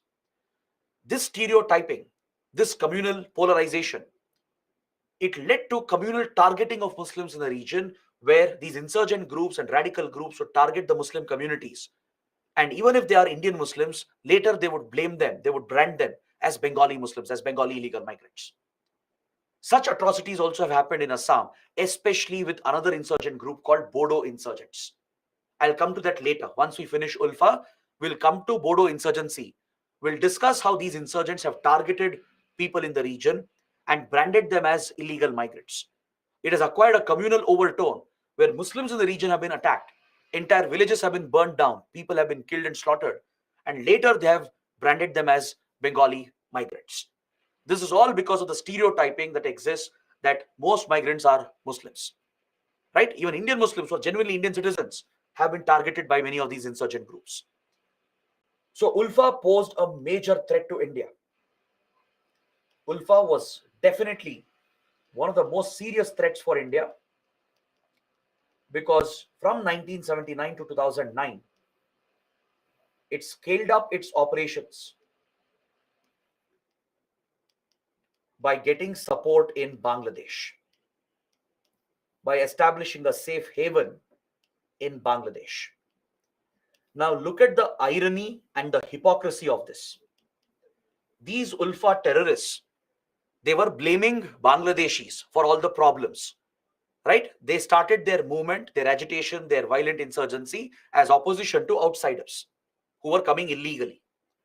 Now, as they were targeted by India, as we mounted our counterinsurgency operations, and as AFSPA was extended to all these parts of Assam, they ran away from India, entered Bangladesh illegally, and took support in Bangladesh itself. Their main complaint was against Bangladeshi illegal migrants. And it's even ironic and hypocritical.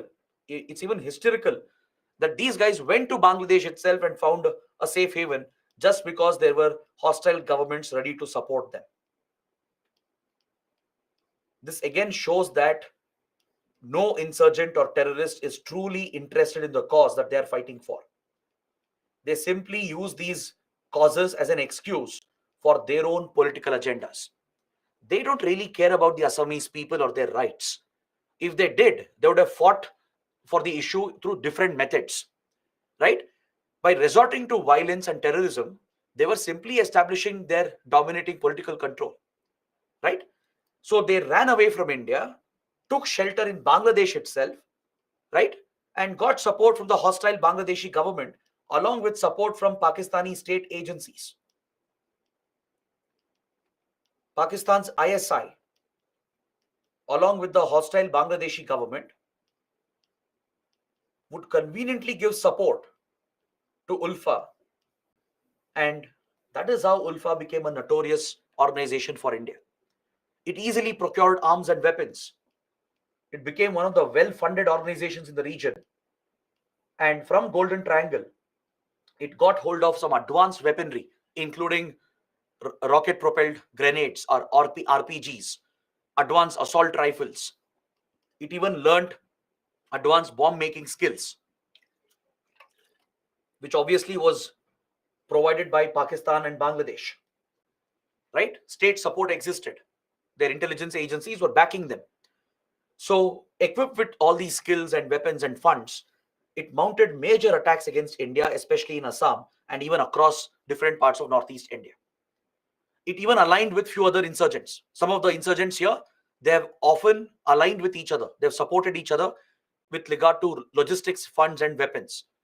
Like NSCN would align with Ulfa if needed.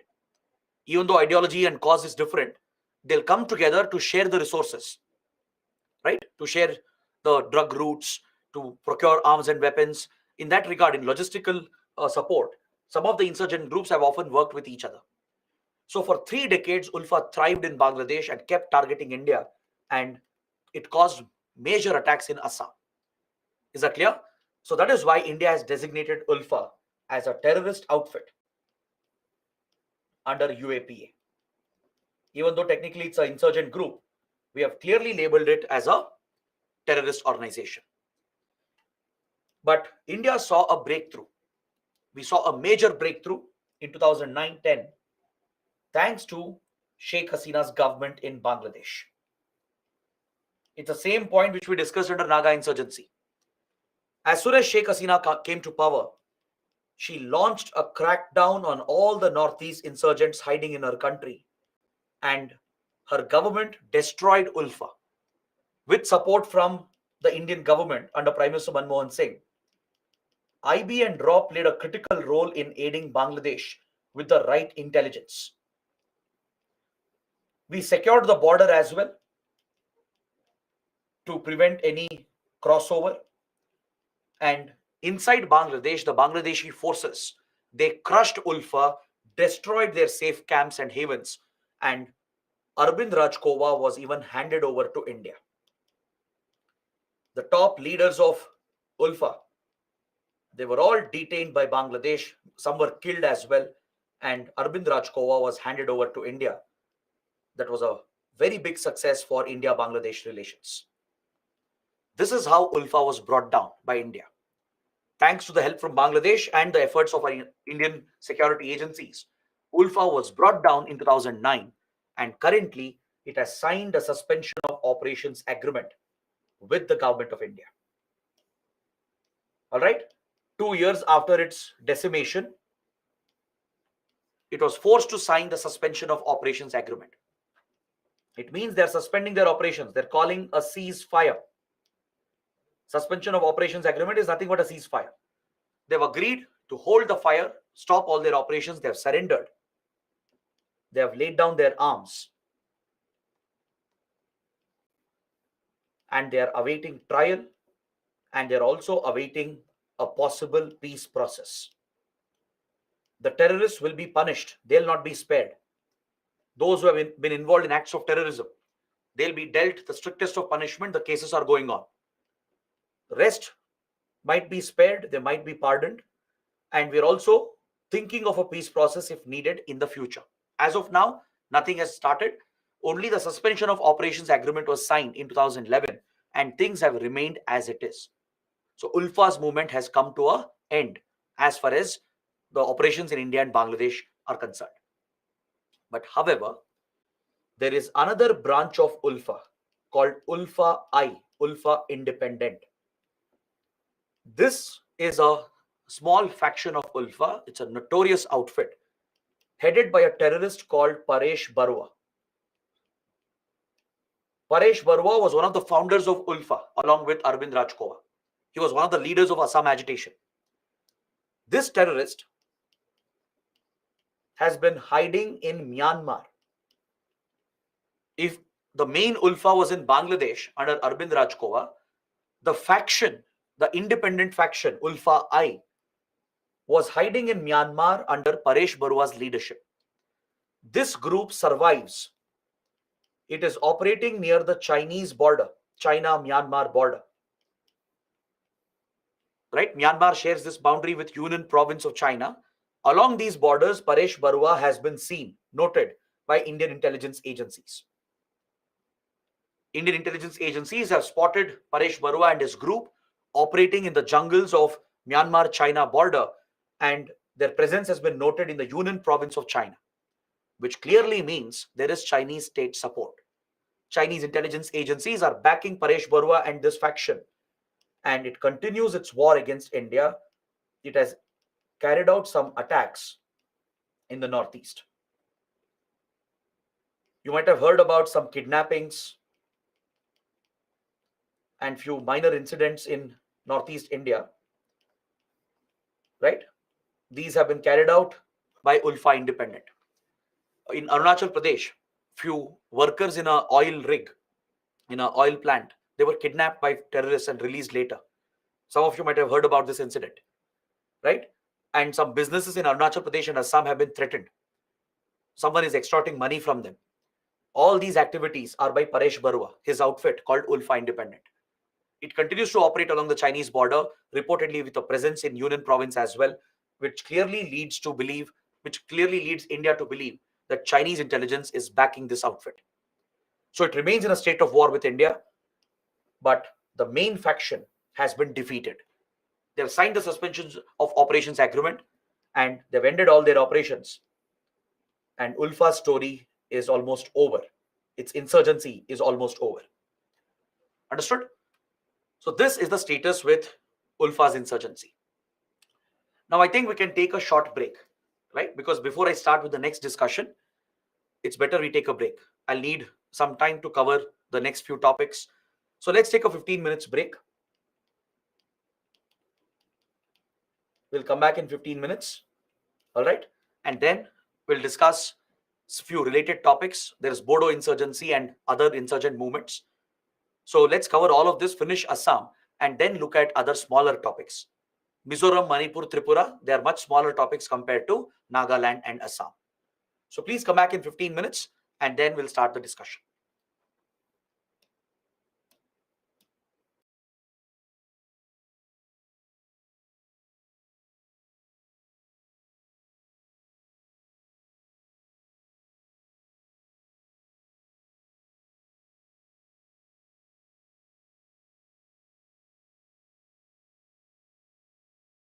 Break, we completed Ulfa's insurgency in Assam.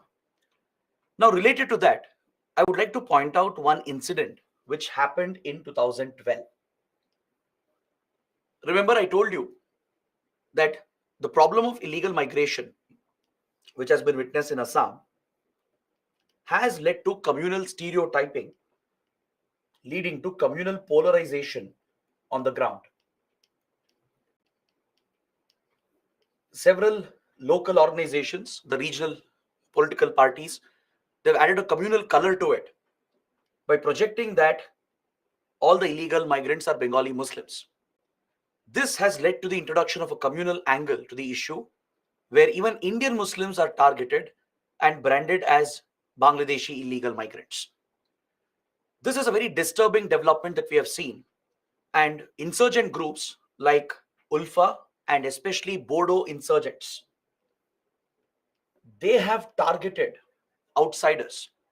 They've opposed the outsiders, they've opposed illegal migration, and they've carried out brutal attacks against Muslim communities and later branded them as Bangladeshi migrants. Bodo insurgents have been very notorious in Assam. We'll discuss Bodo insurgency in detail, I'll come to it. But I want to highlight one particular incident that happened in 2012 in Kokrajhar. In the Kokrajhar district, large-scale communal riots took place in 2012, where Bodo insurgents, they targeted local Muslim villages.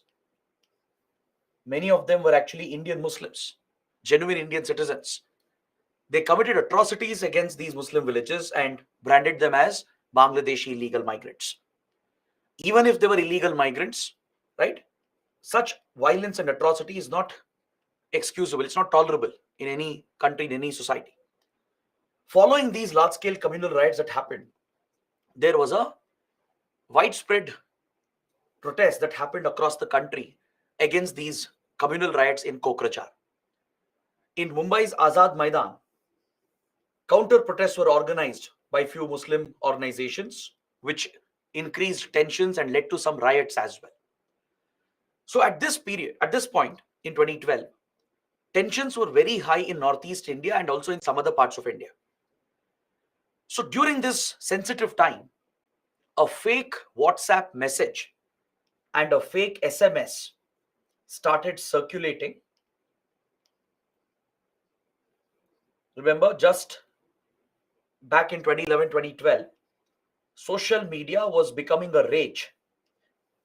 Facebook, WhatsApp, they were all making a big presence. The usage of social media was rising post 2010. And following the Kokrajhar riots between Bodos and the Muslims of Kokrajhar, tensions had increased across the country as well. And this fake message went viral, a fake rumor. It went as a text message as well as a SMS and also on WhatsApp. This message claimed that Muslim organizations across India are looking to target the Northeast community in retaliation for Kokrajhar riots. This was absolutely fake. There was no basis for this claim. It was a rumor, a fake message being circulated on social media. But the message went viral and it had a real impact on the ground.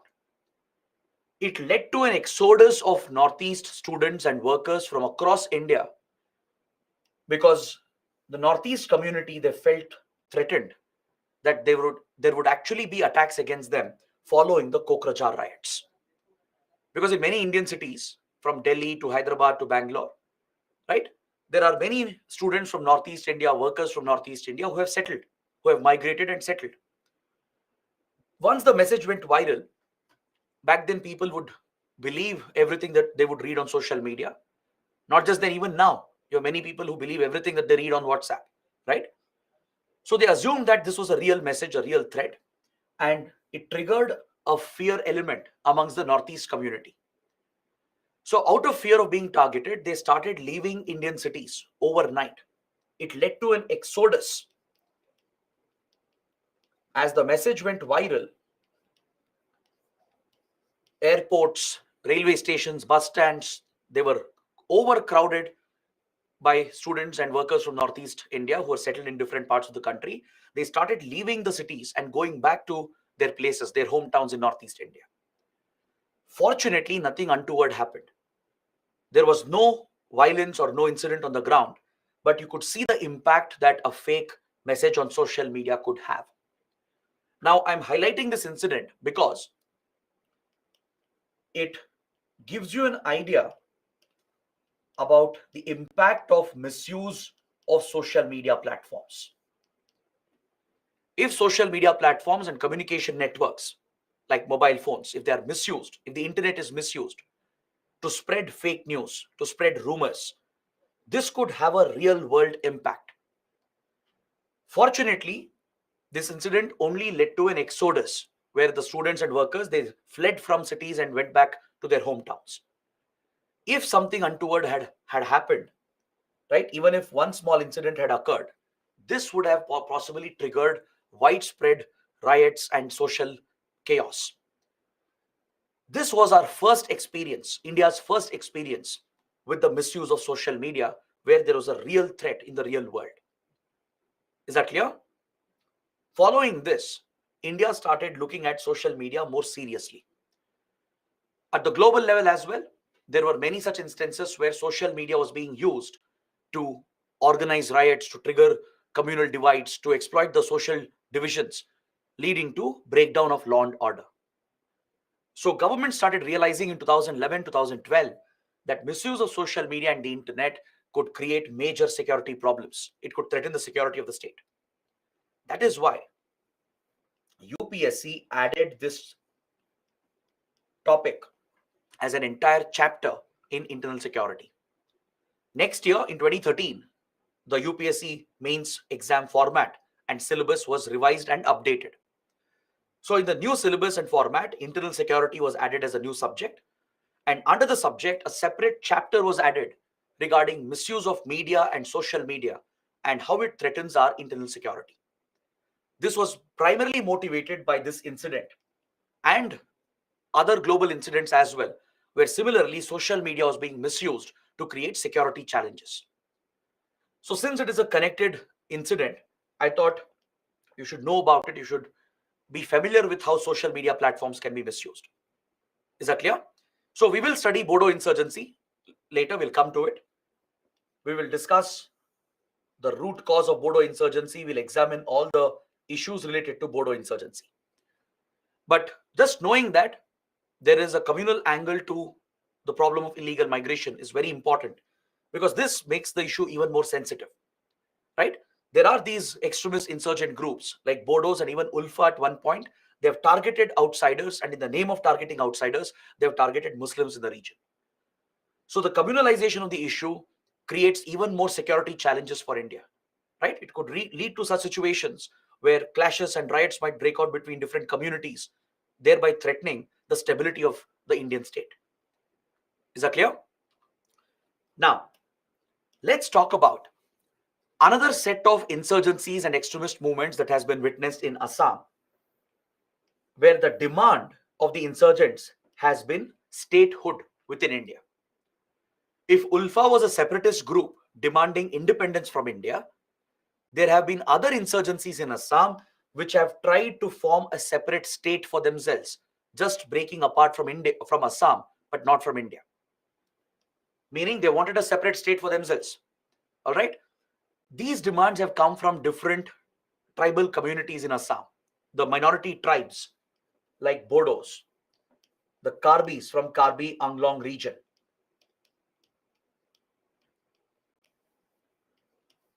the Dimasas from Dima Hasao region, Koch Rajbanshis from parts of West Bengal and Assam, right? Bodos from the Bodo areas of Assam. These native communities, ethnic tribal communities, they've all had their own violent insurgent extremist movements. Some of them have just demanded statehood, meaning they want their areas to be carved out of Assam, to be separated from Assam, and to be formed as a separate state within India. All right. So such statehood movements also have been witnessed, which has had a connection with insurgency and extremism, especially after Telangana was carved out from Andhra Pradesh following violent protests. Right after the government caved into the pressure and carved out Telangana as a separate state, these demands increased because we had seen such demands back in 1980s and 1990s as well. Even during this period, statehood demands have existed in Assam because some of the minority tribes, all of them, they have felt threatened by the Assamese, who are the dominant group. As Assamese have been dominant in Assam, the minority tribes from some of these minority districts, these tribal districts, they have opposed the Assamese. They felt they have been discriminated by the Assam government, right? They feel they have been oppressed as well. So as a result, these tribal groups, they have started their own insurgent movements. Sometimes they have demanded statehood, sometimes they have demanded independence from India as well. Like Bodos, for example. There were Bodo groups which were asking only for statehood within India.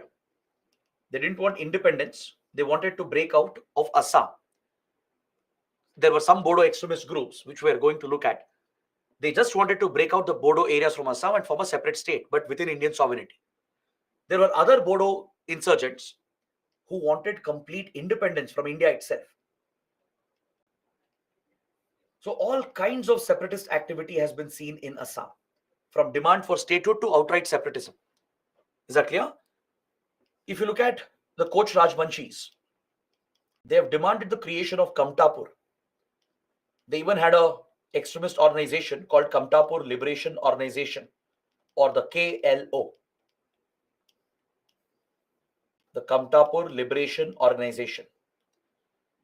All right. Kamtapur is reference to a princely state that existed prior independence. It is home to Koch Rajbanshi community, which you find in northern West Bengal and in parts of Assam. All right. That's where you find the Koch Rajbanshis.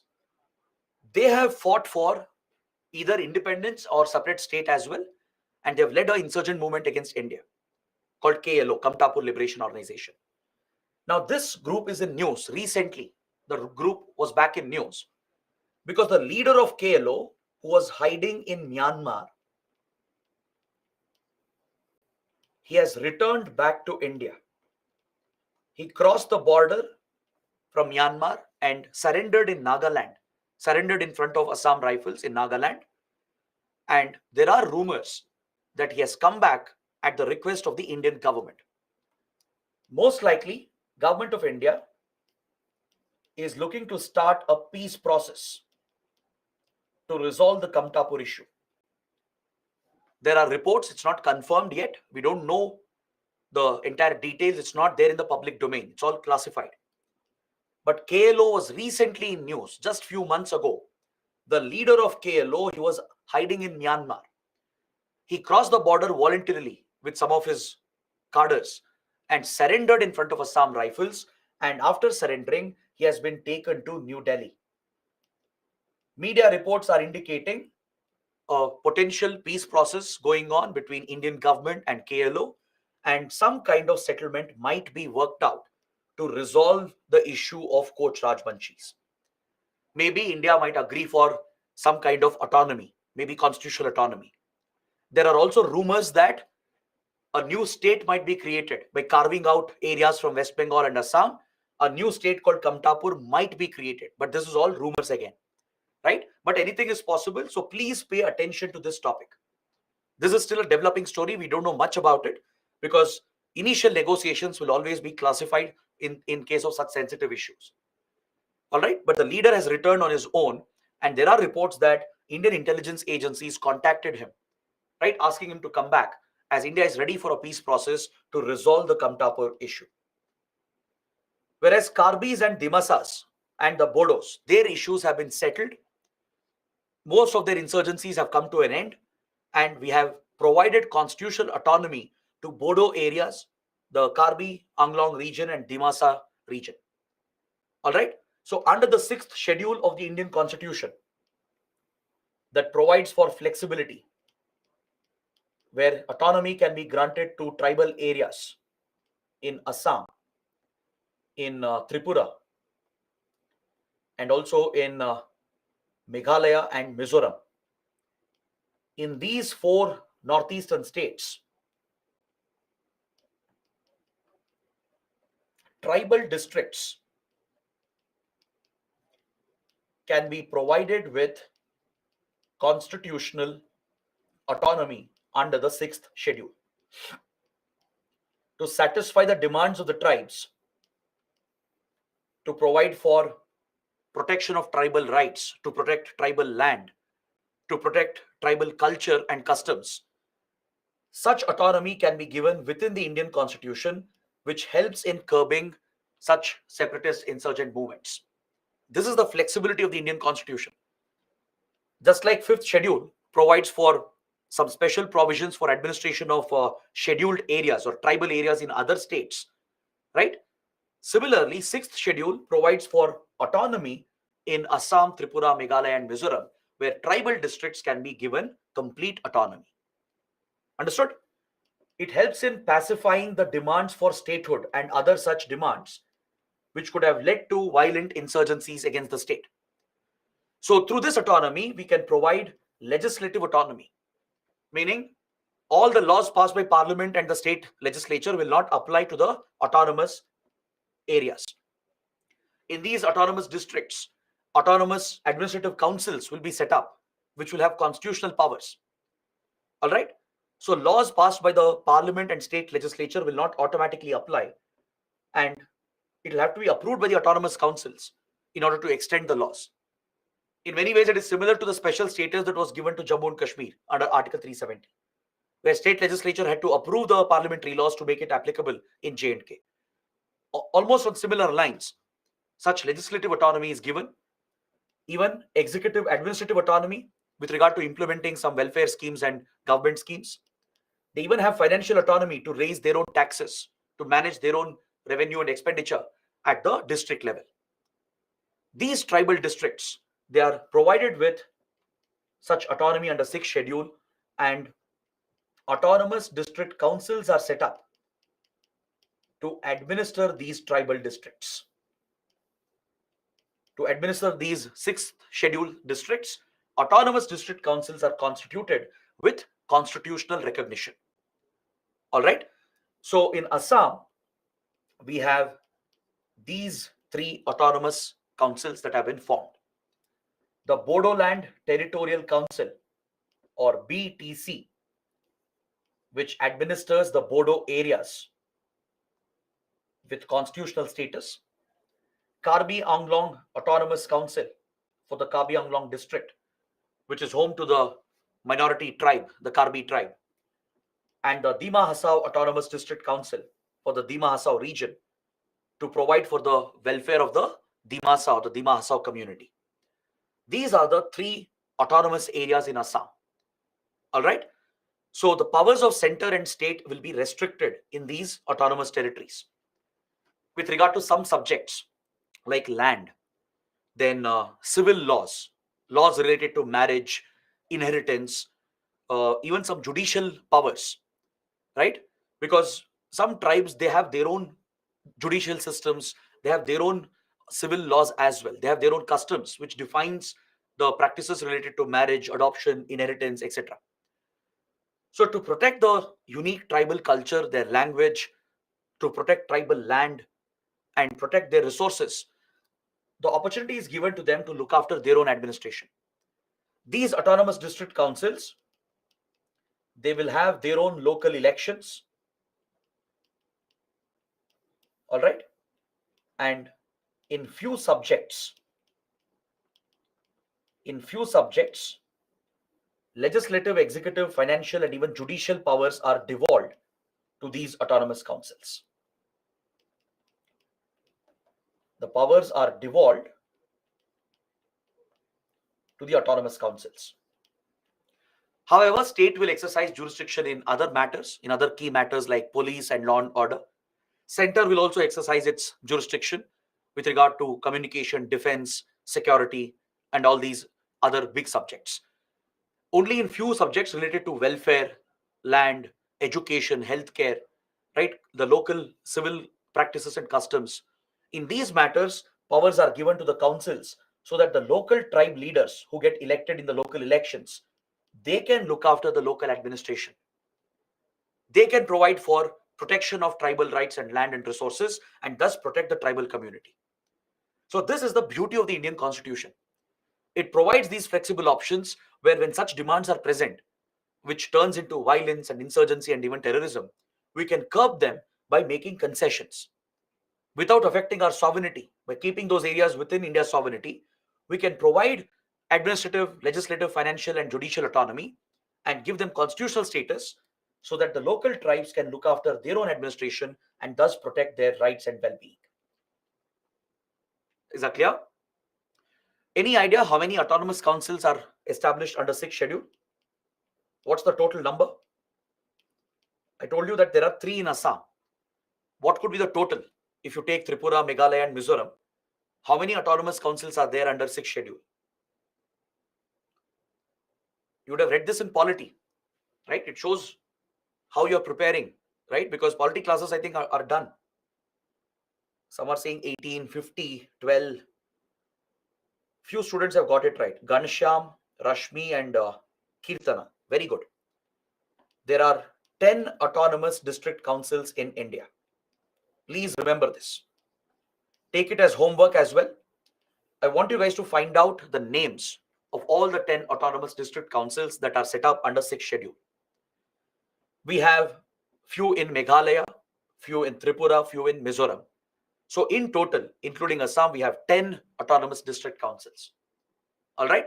They're all provided for different tribal communities in these 4 states.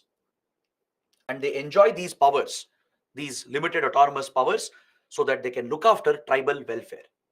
They can protect tribal land and ensure that their culture, their identity is protected. This is a constitutional way of curbing such local tendencies, providing some flexibility in administration, and it will not lead to enforcement of authority from the state and center. Because in some subjects where powers are devolved, the powers of state and center gets restricted. All right, in these key areas, the powers of the state government and central government get restricted, thereby allowing the tribal community to form their own laws and policies to protect themselves and to protect their rights.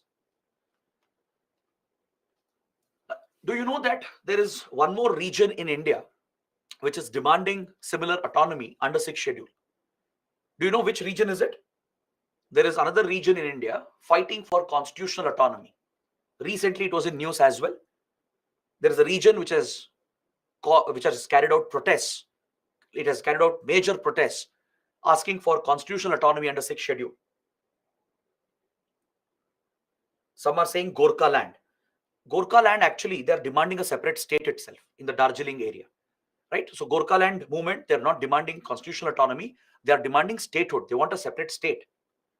The correct answer is Ladakh. Very good. Many of you have got it right. Very good. See, right now, Ladakh, the Union Territory, it has legal autonomy. There is a law which has been passed through which limited autonomy has already been provided, but not under the constitution, not under 6th schedule. So people of Ladakh have recently protested. In the Leh region, the Buddhists, and in Kargil region, the Muslims, they've all united to protest, and they've asked for constitutional autonomy under 6th schedule because they feel that Ladakh is getting neglected after becoming a union territory. They feel that Ladakh's development is being compromised. The unique needs of people of Ladakh is not being met. So protests have started asking to turn the legal autonomy which has been given, to turn that into constitutional status under 6th schedule. Understood? Now, as part of this small exercise I have given to you, read about the provisions of 6th schedule. I have given you some points in the next 2 slides. This is actually a polity topic. That's why I don't want to get into it. But I've given you an idea as to what it deals with. Right? It is connected to Northeast India. It's related to Northeast insurgency as well. It's one option, one flexible option through which we have dealt with insurgencies. So please read about this. Take this as homework. Read about the provisions of 6th schedule and read about the shortcomings of 6th schedule. There are some problems associated with 6th schedule of the constitution. In implementing it, there are some problems which have come up. There are few flaws which have been highlighted by many experts. All right. But it definitely has helped in curbing the local tendencies for separatism and such armed violent movements. So please read about this from polity. Understand all the key provisions, what unique provisions are provided, what kind of autonomy is given, how elections happen, right? Does Panchayati Raj system exist in these areas? All right. And what are the problems associated with the 6th schedule autonomous councils? Has it been completely effective in improving administration and governance? So read about all these points from polity and governance and take this as homework for you. All right. It's not directly part of internal security. That's why I'm assigning it to you. It's a polity topic, but connected with what we are discussing. So please put in this effort. It will hardly take 20 to 30 minutes, not more than that. It's a small topic. Trust me, it's very, very important. Similarly, I had asked you to read more about 5th schedule with regard to scheduled areas. Right? When we covered Naxalism, when we discussed tribal welfare in the tribal districts, I had mentioned 5th schedule as well. So both the schedules are relevant from internal security perspective, as it helps in tribal welfare and helps in curbing these extremist movements. This is a governance measure, right? Through these constitutional provisions, we can improve governance, provide better development, and thus tackle extremism. So from this angle, I want all of you to read about 6th and 5th schedule and understand how it plays a role in improving tribal welfare. All right, it's a polity governance topic connected closely with internal security. So kindly take this as homework, and I expect all of you to sincerely do this exercise and read about these provisions. Got it? Now, coming to the last topic in Assam, the last insurgency, the Bodo insurgency. Let's talk about this in detail. It's a slightly big topic. It's very important as well. And recently, there have been developments related to Bodo insurgency. In 2020, we ended Bodo insurgency in all its forms. India has successfully brought Bodo insurgency to a complete end by signing the third Bodo Peace Accord. This is one of the achievements of the Modi government in Northeast India.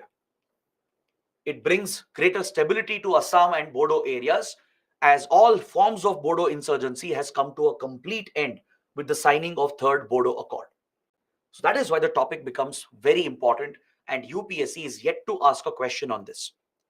Even though it's from 3 years old, even it's a slightly old topic, it still remains relevant because the resolution of this insurgency has a lot of benefit for stabilizing Assam and Northeast India. So you should know who are the Bodos, where can you find them? Why did the insurgency start? What was their demand? What were the different Bodo insurgent groups? What were they fighting for? What threat did they pose to India? And how did India tackle them? How did we achieve a resolution by signing these peace accords? If the third accord was signed, it also means there are two more accords, the first and second Bodo Accord. Why were three accords needed? These are the basics you need to understand, and you can get a mains question on these lines. Is that clear? You can even expect a prelims question on Bodo community, as they represent a major tribal community in Assam. The Bodos, they are an ethno-linguistic community found in the northwestern part of Assam. I'll show you the map. I'll show you exactly where Bodos can be found. In the Brahmaputra Valley, in the northern areas of the Brahmaputra Valley, there are 4 districts in northwestern Assam. That is where you find the Bodo community. They are an ethno-linguistic community, meaning they are an ethnic group, a unique ethnic group of Tibetan origin, and they speak a unique language, which is the Bodo language. So the cultural identity of this community, the cultural identity comes from the fact that Bodos are a distinct ethnic group and they speak a distinct language which is integral to their cultural identity. Is that clear? So let's look at the map. Let me show you where the Bodos can be found.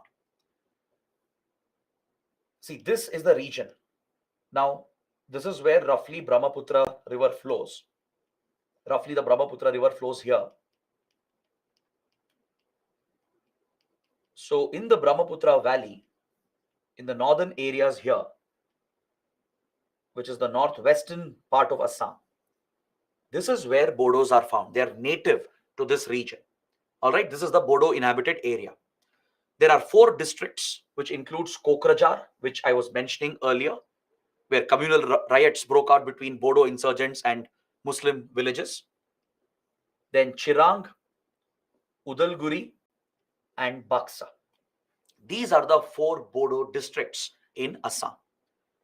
Now let us understand why the insurgency started and what were their demands. The Bodos, they've always felt that they have been dominated and oppressed by the Assamese. The Assamese who are dominant in Assam, they have been blamed for discriminating against the Bodo minorities. Essentially, it's an inter-ethnic rivalry. The cause is within the state. It's nothing to do with the Indian government or any other external cause. When you have so many indigenous communities, which are all very protective of their land and culture, there will be these rivalries between different groups, which causes violence and leads to insurgency as well. Right? So the Bodos who are in minority, they have always alleged that the Assamese have discriminated against them. They have oppressed them. Most Assam government should be dominated by Assamese leaders, parties which are favoring Assamese. So in government policies, in state government policies, there is an alleged discrimination against the Bodos. And this is genuine to an extent. It's not entirely genuine, but yes, there are some genuine concerns. For example, Bodo language was not given equal treatment on par with Assamese language. I told you that Bodo language is integral to their identity. Their language was not given the same treatment and same respect as Assamese was given. The Assamese language was enforced on them. So in that regard, there has been some genuine root cause. Also, Bodo areas, they remained backward for many decades, even after independence.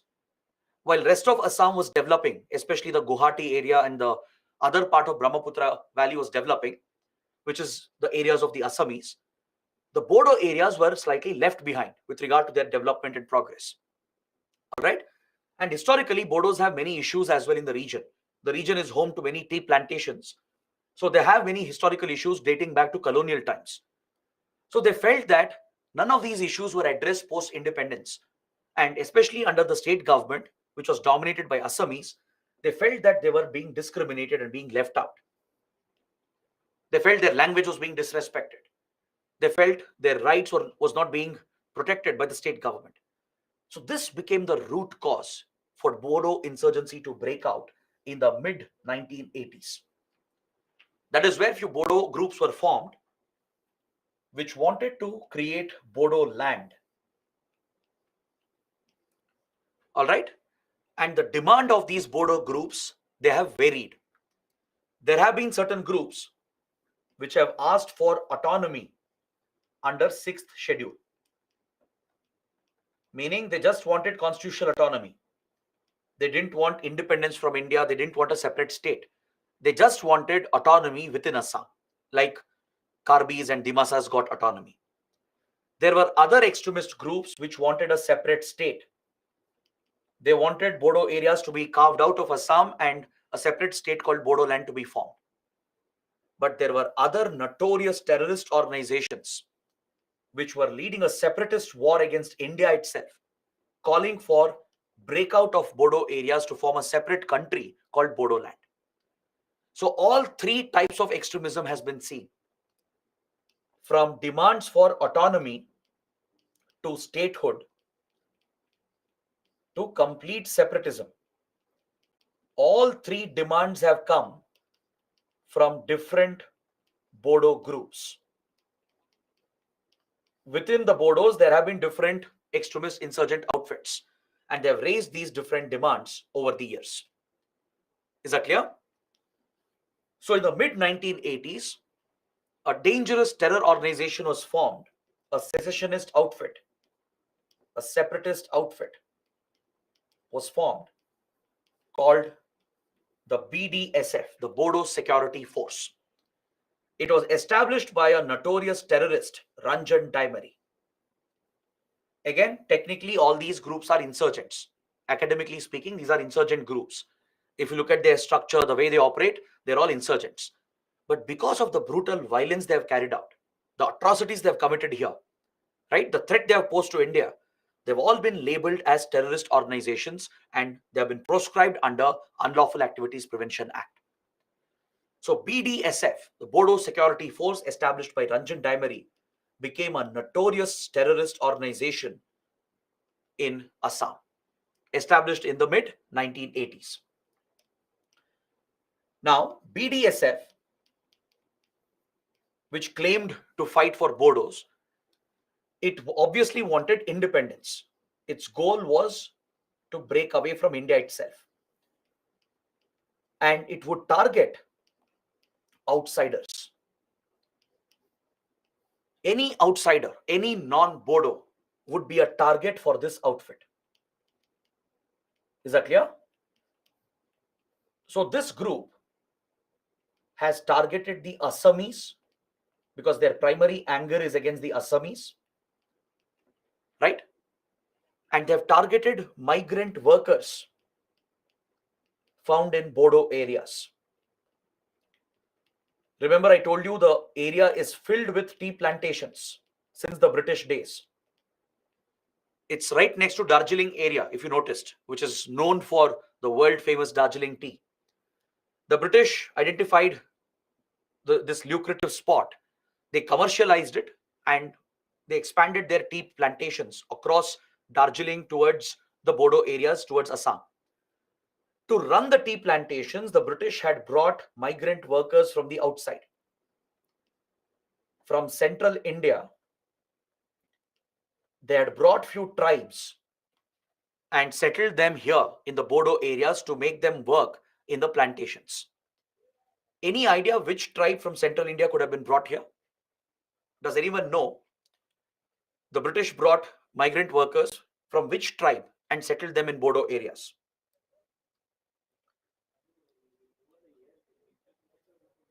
Ravi and Dood Kula has given the good right answer. Very good.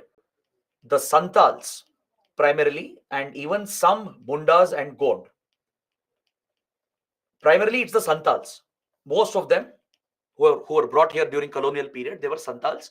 There were some from the Munda and the Gond tribal community as well. The British were the ones who brought them here, settled them here, because they needed cheap plantation labor to run their tea plantations.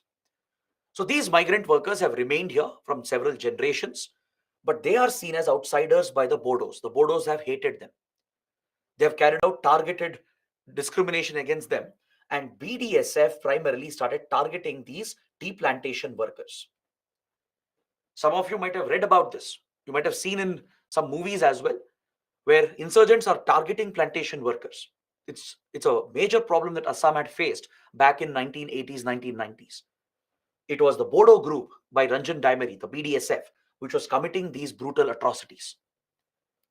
Later, they started targeting Bangladeshi illegal migrants. They started targeting any Bengali speaker.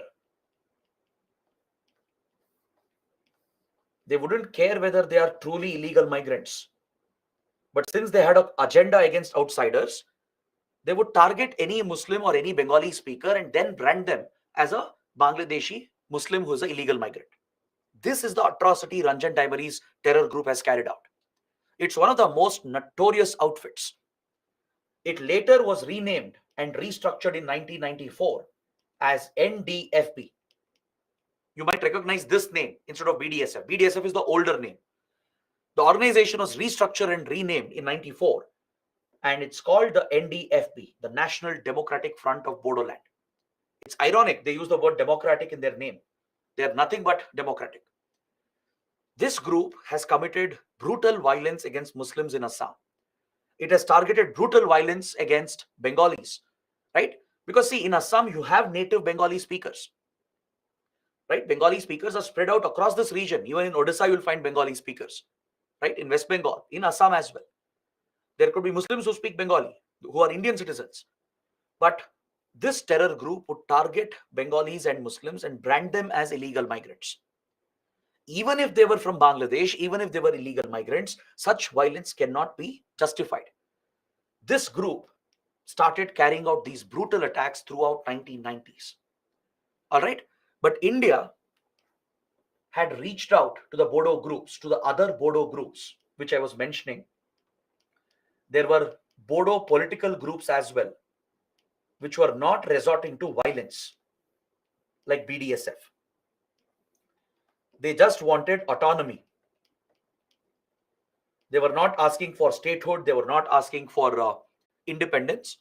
They had a more reasonable demand, which was to gain autonomy for their areas, to look after their own administration so that they could protect their rights. This was seen as a more reasonable demand, and India reached out to these Bodo political groups, and in 1993, we had signed the first Bodo Accord. To tackle the resentment and to satisfy the local demands, right? India had worked out the first Bodo Accord and signed this agreement with the more reasonable political groups who wanted autonomy, and accordingly, Bodo Land Autonomous Council had been set up. All right? But please remember, this was not under 6th schedule. It was not constitutional autonomy which was given initially. Please make a note of this point. It's very, very important. Autonomy was given, legal autonomy, like Ladakh. Like Ladakh has some legal autonomy through a legal provision. Similarly, Bodo areas were given autonomy by India through the first Bodo Accord, which we signed with the political groups. But it was not under 6th schedule. It was not constitutional autonomy. Few limited powers were devolved so that the Bodo groups can look after their own administration and their welfare. but BDSF rejected the accord. As it was a terrorist group, Ranjan Daimari rejected the accord.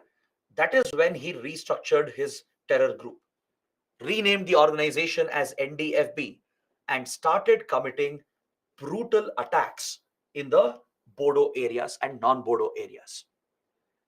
Throughout 1990s, this terrorist organization has killed hundreds of people in Assam. It has targeted the Assam government and Assam police. It has targeted Assam Rifles and Indian Army. It has attacked the Bengali speakers and Muslims in the region and any non-Bodo community, including the migrant workers from central India who work in tea plantations. They've all been targeted and attacked by this notorious terrorist organization. It's one of the most brutal organizations we have seen in India.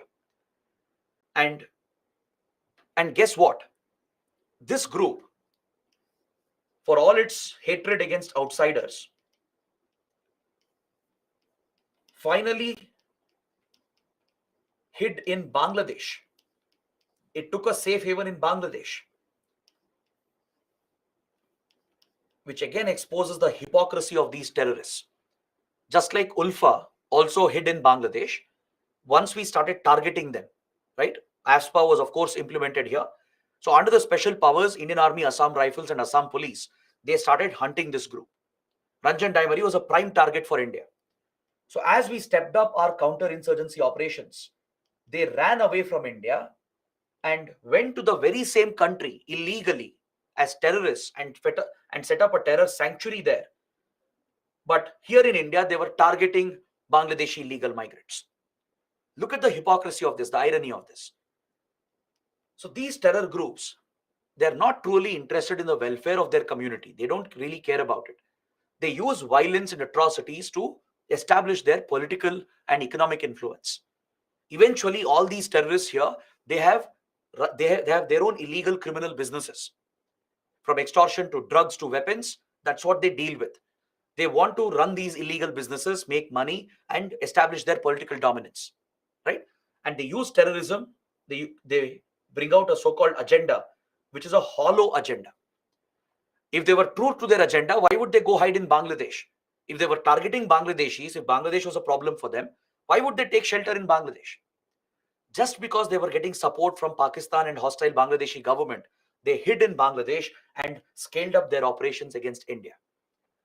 So along with NSCN and ULFA, NDFB was the other terror group hosted in Bangladesh by the hostile governments with Pakistani support. So in 1990s, the NDFB became a major threat for India. Because of the scale of violence it was carrying out, it became a major threat for India. And we saw the emergence of a rival group as a result of this, called Bodo Liberation Tiger Force, or BLTF. See, within Bodos, there are a lot of divisions. I know for some this might seem confusing. Since there are different divisions within the Bodos, they have different groups and they have different demands. As we discussed, some political groups which were moderate and peaceful, they only wanted autonomy, not even constitutional autonomy. They wanted some basic autonomy, which was satisfied under First Bodo Accord. There were other groups which engaged in insurgency and violence, but they wanted statehood or at least constitutional autonomy. They wanted statehood or constitutional autonomy to protect their welfare and rights. But there were others like NDFB, which outright wanted independence from India, and they engaged in open terrorism against India and other communities. So as NDFB became more and more brutal, by 95-96, NDFB was committing major acts of terrorism, which was destabilizing the whole state. A rival faction of Bodos, they formed another group. Another new insurgent group, Bodo insurgent group, was formed by the rival faction called BLTF, Bodo Liberation Tiger Force. Now this outfit, the BLTF, right, it was countering NDFB's agenda. They were direct rivals of each other. If NDFB wanted independence, right, BLTF focused on autonomy. under India's sovereignty itself. This was the prime difference between these groups. But it's alleged, it's widely believed that BLTF was propped, set up, and supported by Indian intelligence agencies as part of their covert operation against NDFB. There are very strong reports that this was an Indian operation in order to target NDFB, weaken NDFB, and break it down. It's said, it's believed that Indian intelligence agencies led by IB and RAW, along with collaboration with Indian Army and Assam Rifles, we propped some of the Bodos, supported them to form a new armed group called BLTF, so that they will target NDFB. They will weaken the terrorism of NDFB and help us in bringing the Bodo crisis to an end. These are unconfirmed again, but there are some records, there are verifiable records which show that this could be true. All right, but again, we can't 100% verify this. These covert operations will remain classified. Government will never acknowledge it. The other major difference you find between these two groups is that NDFB was Christian dominated. This was another Northeast insurgent outfit which was inspired by left-wing extremist political ideology, but with a connection to religion. If ever it created Bodo land, it wanted the Bodo land to be a Christian country, just like NSCN. The BLTF, which came up as a rival group, was a Hindu-dominated outfit. Again, a left-wing extremist outfit with regard to its agenda and politics and structure, but connection with religion. So within the Bodos, right, a division had come up between the Hindus and the Christians. There was a polarization that had happened. This is what led to the formation of these rival groups. BLTF would also engage in insurgency and violence. Its demand was autonomy. Constitutional autonomy was the prime demand. But it opposed NDFB, the Christian-dominated group, and they started targeting each other. Both the groups would start attacking each other.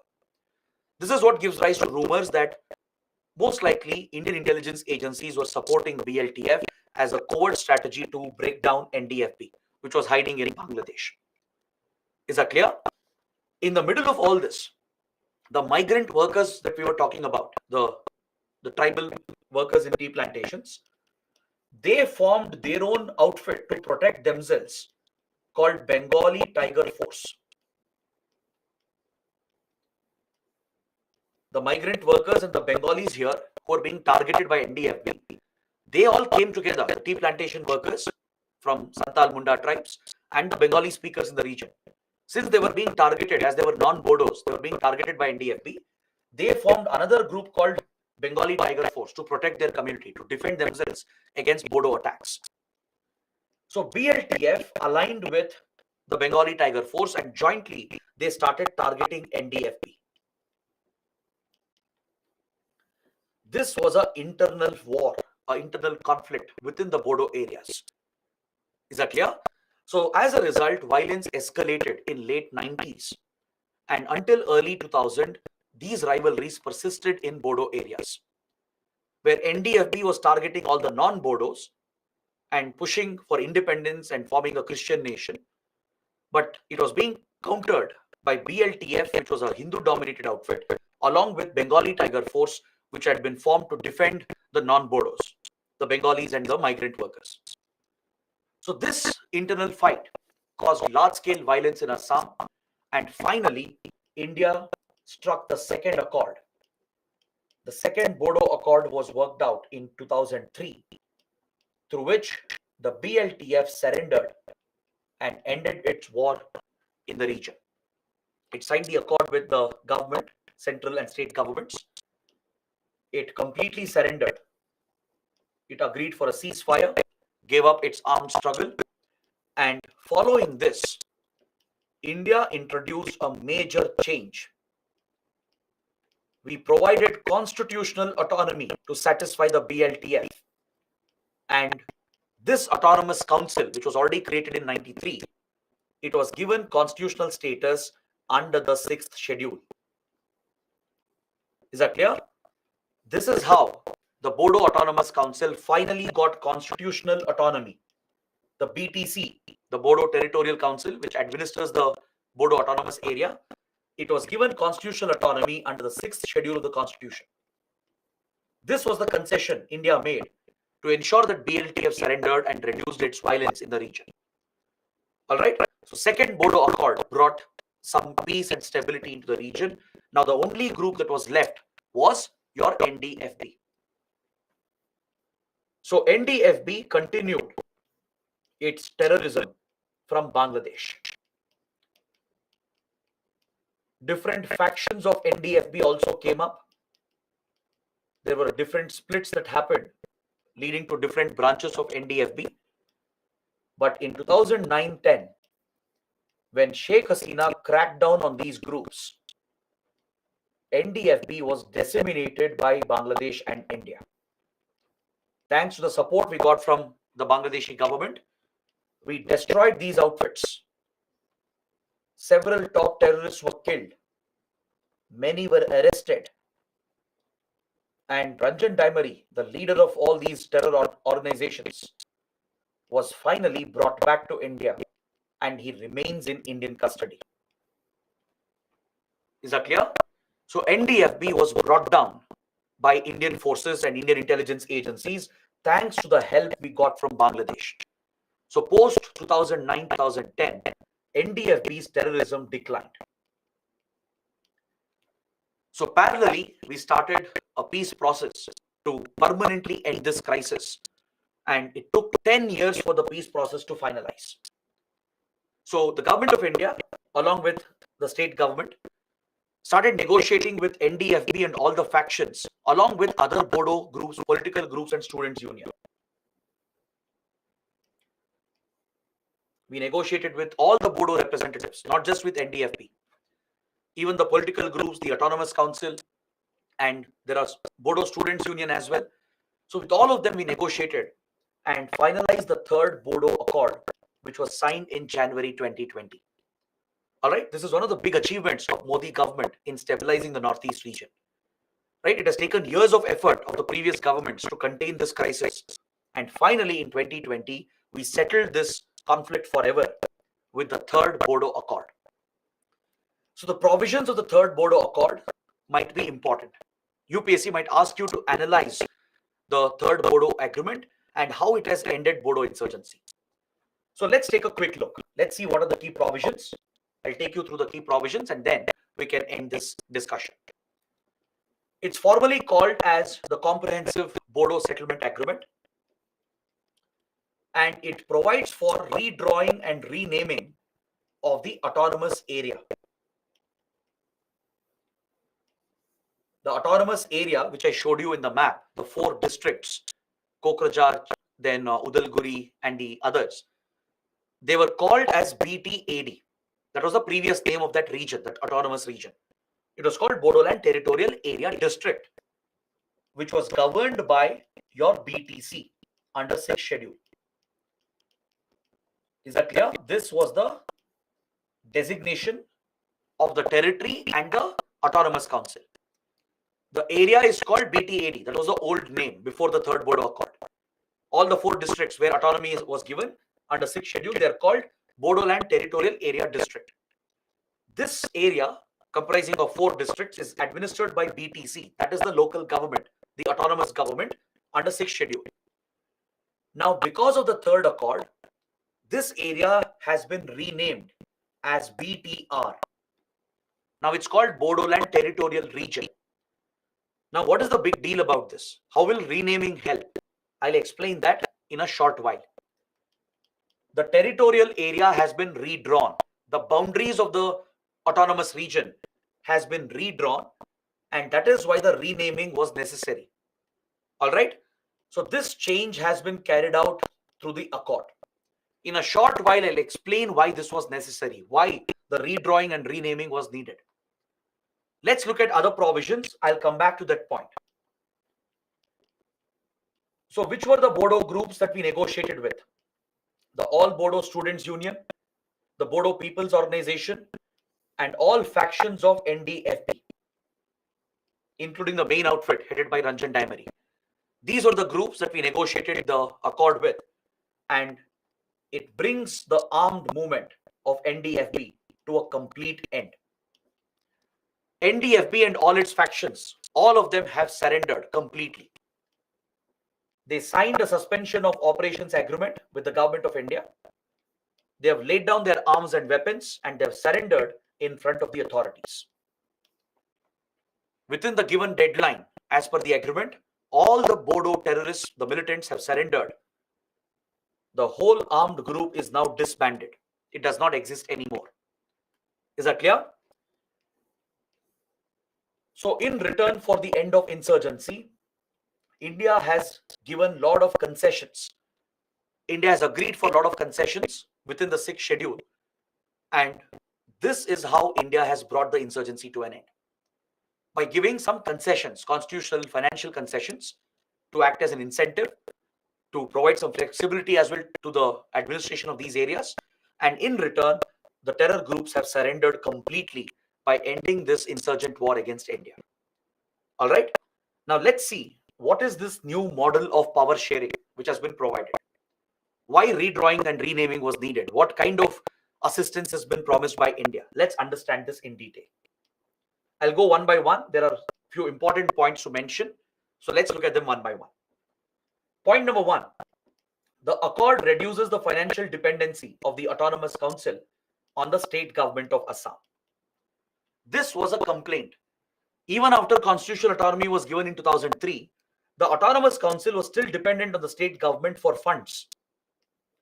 And the state government was not releasing the funds on time, as there was a political division between the autonomous area and the state government. So the lack of financial independence was affecting the Bodo Autonomous Council. It was affecting its functioning. It was not able to enjoy the true constitutional provisions, and it had become dependent on the state for additional funds. This defeated the very purpose of constitutional autonomy.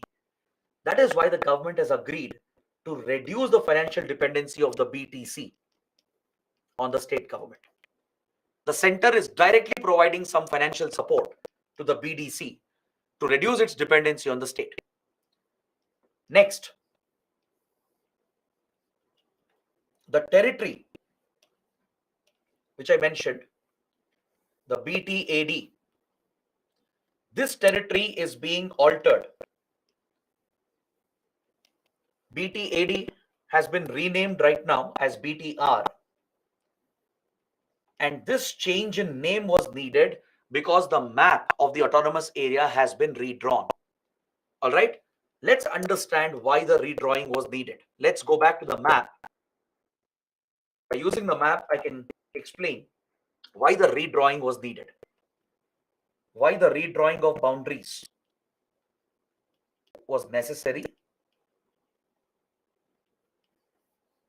and why it led to the renaming of the autonomous area.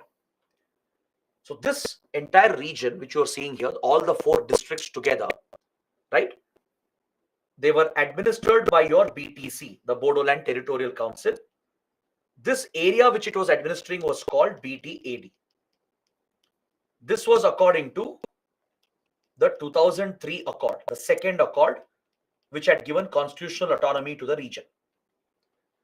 Now, a problem had come up. The problem was within BTAD, there were many non-Bodo villages which were also enjoying the benefits of autonomy. See, autonomy given was for Bodo community. Inside the autonomous area, inside BTAD itself, in these 4 districts, there are few non-Bodo villages, and by virtue of being part of BTAD, even they were enjoying the benefits of autonomy. All right. And similarly, outside BTAD, outside these 4 districts in the nearby areas, there are Bodo villages present, but they don't enjoy the benefits of autonomy because they're not part of autonomous district. This was a discrepancy that existed. I'll repeat the point. In the Bodo area, the BTAD region, where autonomy was given, constitutional autonomy was given, there were a few non-Bodo villages which would also enjoy autonomy. And outside the autonomous area, in the nearby regions, there are Bodo villages, but they don't get autonomy. They don't enjoy the benefits of autonomy because they're not part of BTAD. So this was a demand by Bodos.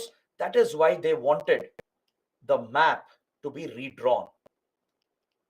They want these areas to be redrawn, and obviously they want the name to be changed as well. That's why BTAD has now been renamed as BTR.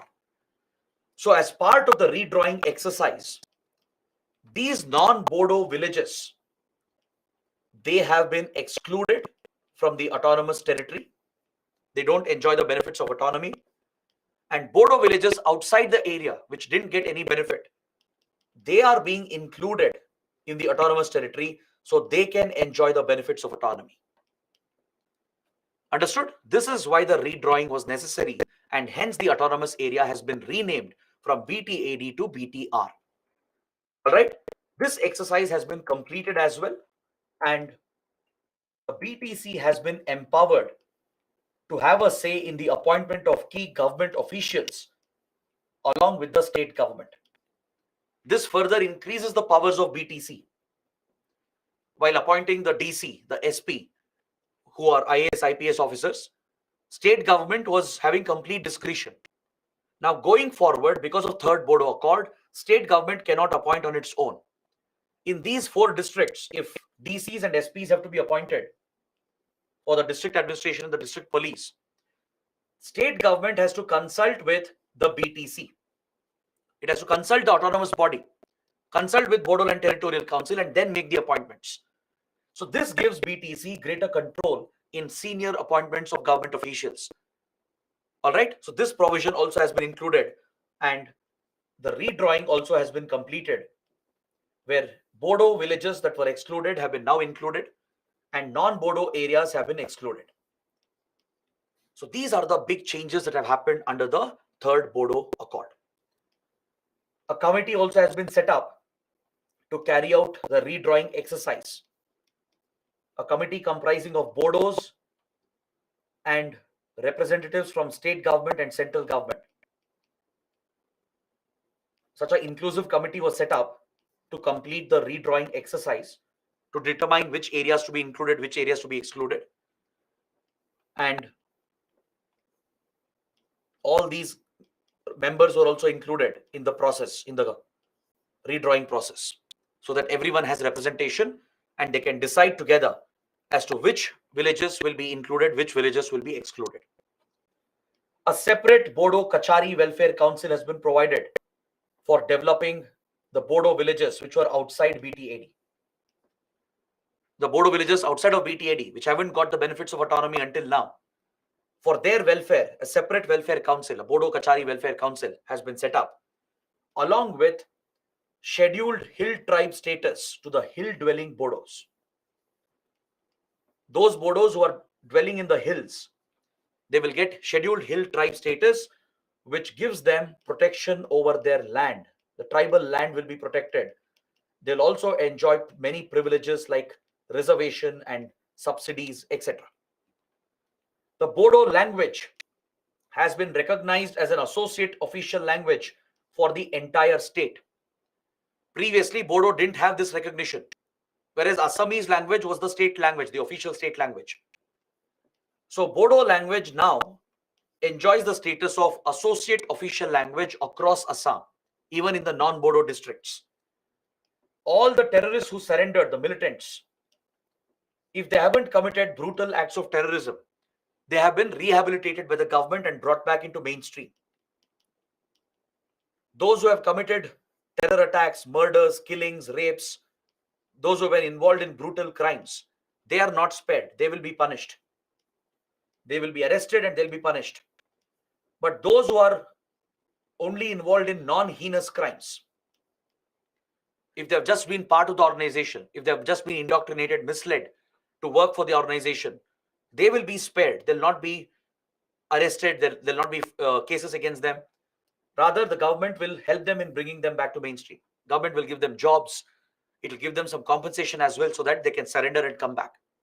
But those who have committed brutal crimes like rapes, murders and kidnappings and terror attacks, they are being punished and prosecuted.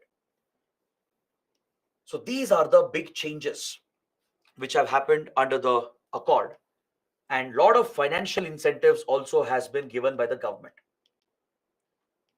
Lot of financial incentives have been announced, like for example, compensation of 5 lakh rupees for families which have lost family members because of the insurgency, a special package of 1500 crores which will be provided directly to BTC, that will reduce its financial dependency on the state. A package of 1500 crores has been given, so BTC can look after its own funds and finances without depending heavily on the state government for financial support.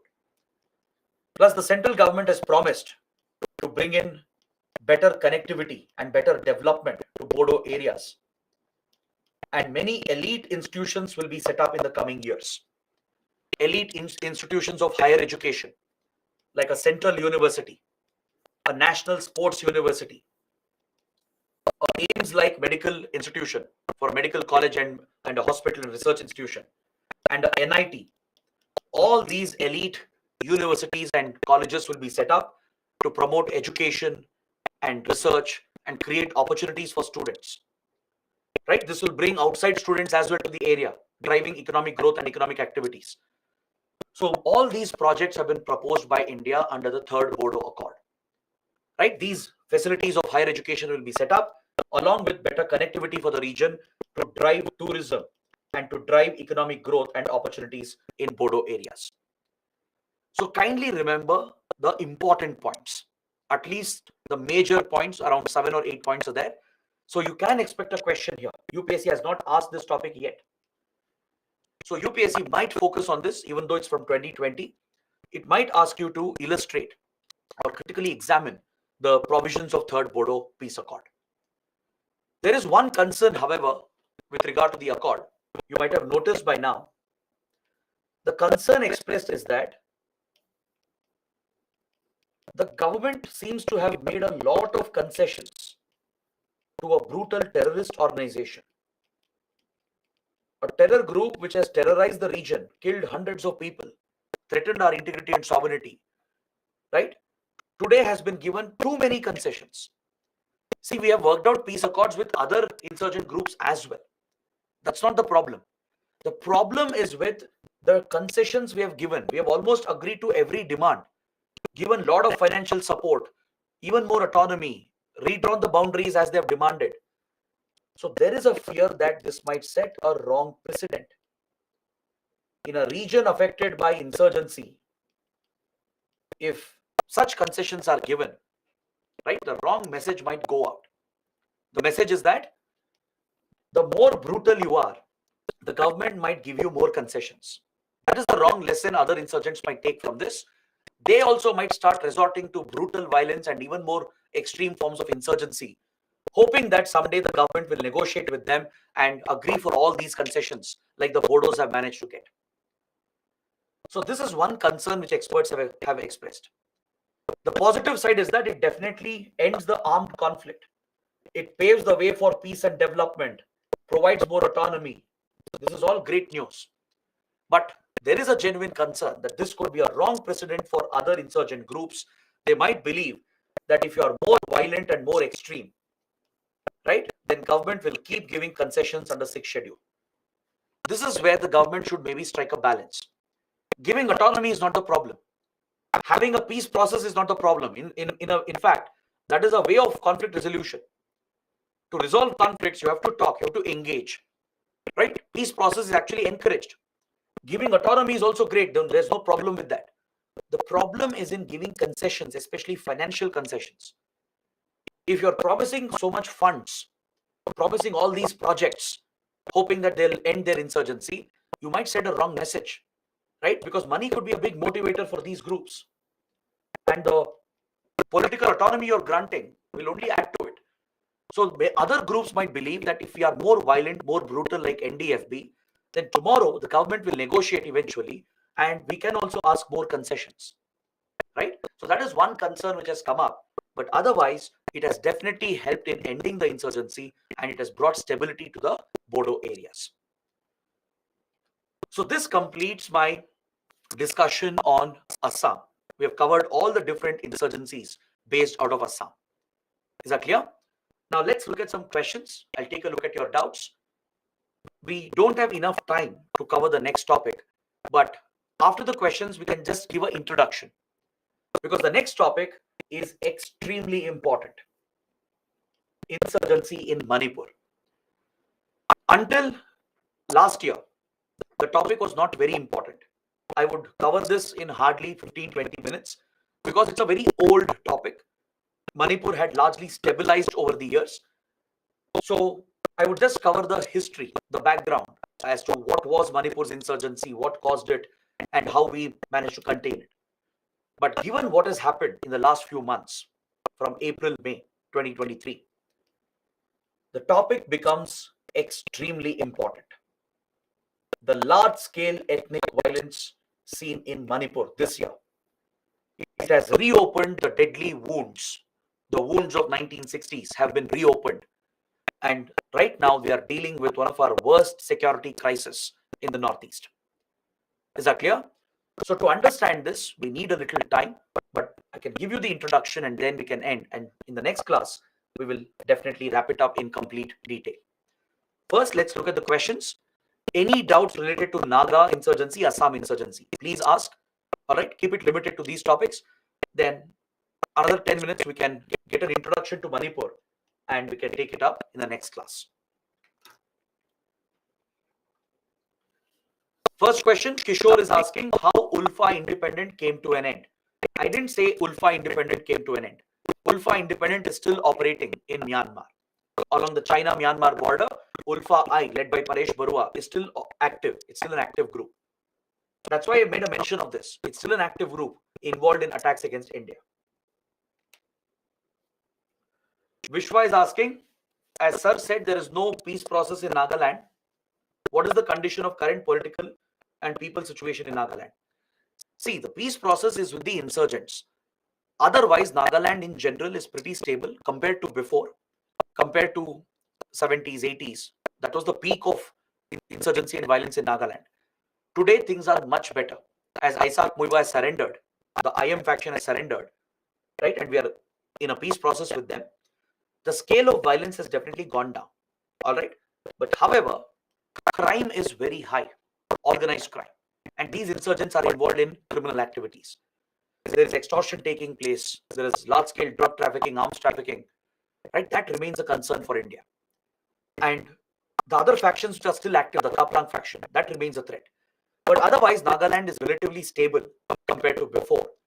But organized crime by these insurgent groups is very, very prevalent, and that remains a threat, a concern for the security situation.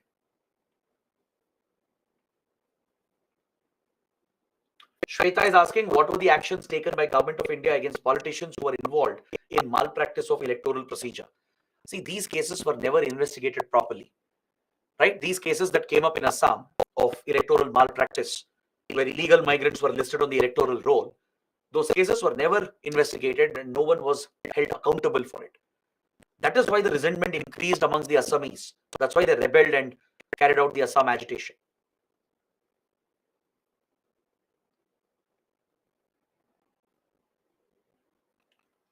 Next, let's see. So Lakshana is asking, sir, regarding Assam and the today's situation, if there is a question, how can we elaborate the answer? See, today Assam has become very stable compared to before. The worst period in Assam was in 1970s, 1980s, right? Even till 1990s. Those 30 years, that was the worst period where Ulfa was very active, Assam agitation was going on, and NDFB was very active, and there were other smaller statehood insurgent movements by Dimasas and Karbi Anglongs. But today, in the last 15-20 years, right, Assam has become very stable. Most of the insurgencies have come to an end, right? And compared to before, Assam today is very, very stable. So if there is a question, that's what you will be explaining as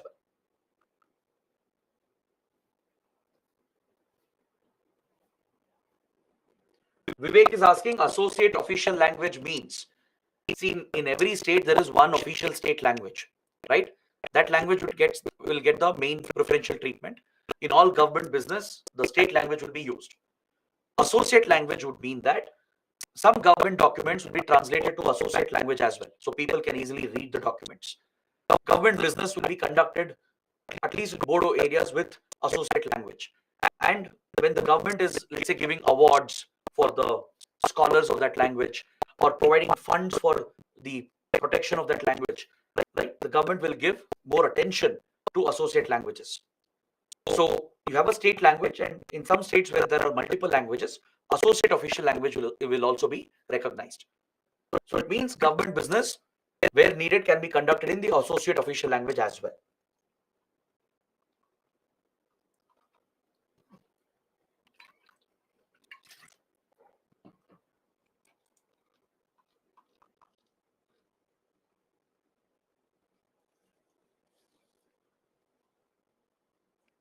Ganashyam is asking, instead of providing constitutional autonomy, can't we provide statehood to these areas?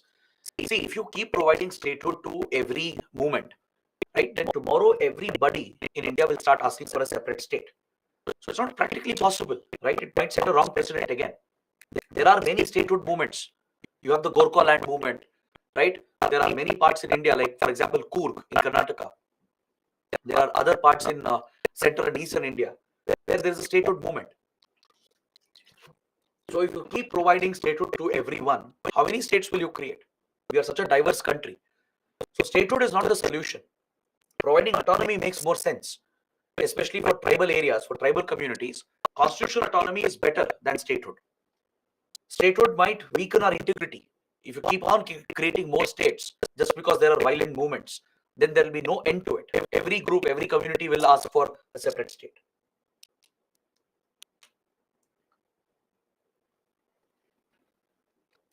Rashmi is asking, in the interview, what if a question is asked that if you are posted in Northeast, how will you handle the situation? How to give effective answer? That depends on the question, right? Depends on what specific question is asked. Let's say a broad question is asked on development of Northeast India. Point out the lack of development. Why the region didn't develop? What were the mistakes in governance before? Now, how are we improving? How have we tackled insurgency? How are we tackling the developmental problems? How are we improving connectivity? Let's say a question is specific to a particular insurgency, right, or to a peace accord. You have to bring those details into your answer. But always remember, when giving an answer in the interview, please be balanced. Don't be biased, right? Don't have any stereotypes. Don't have any affiliation to a political party or to any group or any community. Think like a neutral officer and imagine yourself in that position and provide the suitable answer for the question which has been asked. It's very important to be politically neutral.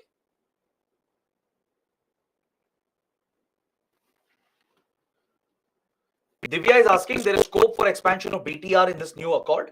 Will it not have consequential impact on the state of Assam? No, not really. The redrawing is not a major redrawing. It's only few villages here and there. Only a few Bodo villages will be included. Some non-Bodo villages will be excluded. So it won't have any major impact on Assam as such. And Bodo areas are part of Assam itself. They only have autonomy in that area where state powers are restricted in few subjects. So it will not have any impact on Assam. Divyanshi is asking, is today last class for internal security? No, how can it be the last class? We still have tomorrow, we have Saturday as well. We'll have a class on Saturday, Monday and Tuesday. We have enough classes to complete the syllabus.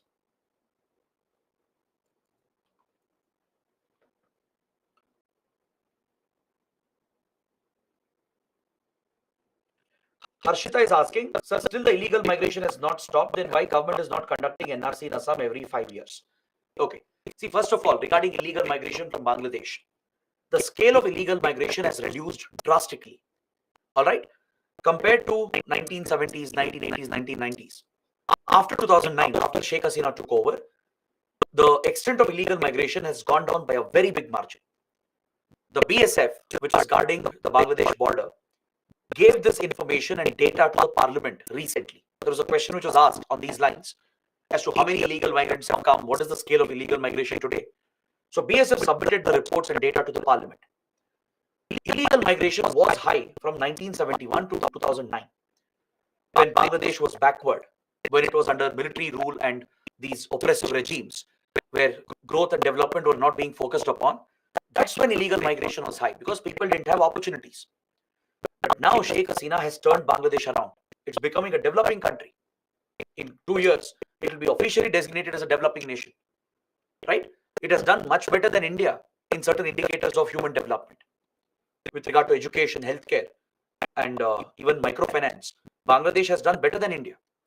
As opportunities have improved in Bangladesh and standard of living has gone up, obviously the incentive for migrating to India illegally has also reduced. And also border security has improved. Border management has improved by both the sides. So compared to before, illegal migration has declined by a very big margin. I'm not saying it has come to an end. It will never come to an end. When you have such a large boundary with porous gaps, illegal migration will be there, but the extent has gone down by a big margin. Now, your second point, why NRC is not done frequently? NRC can be a very controversial exercise. NRC has been done recently, right? In polity and governance, this topic will be covered, or in current affairs, it will be covered.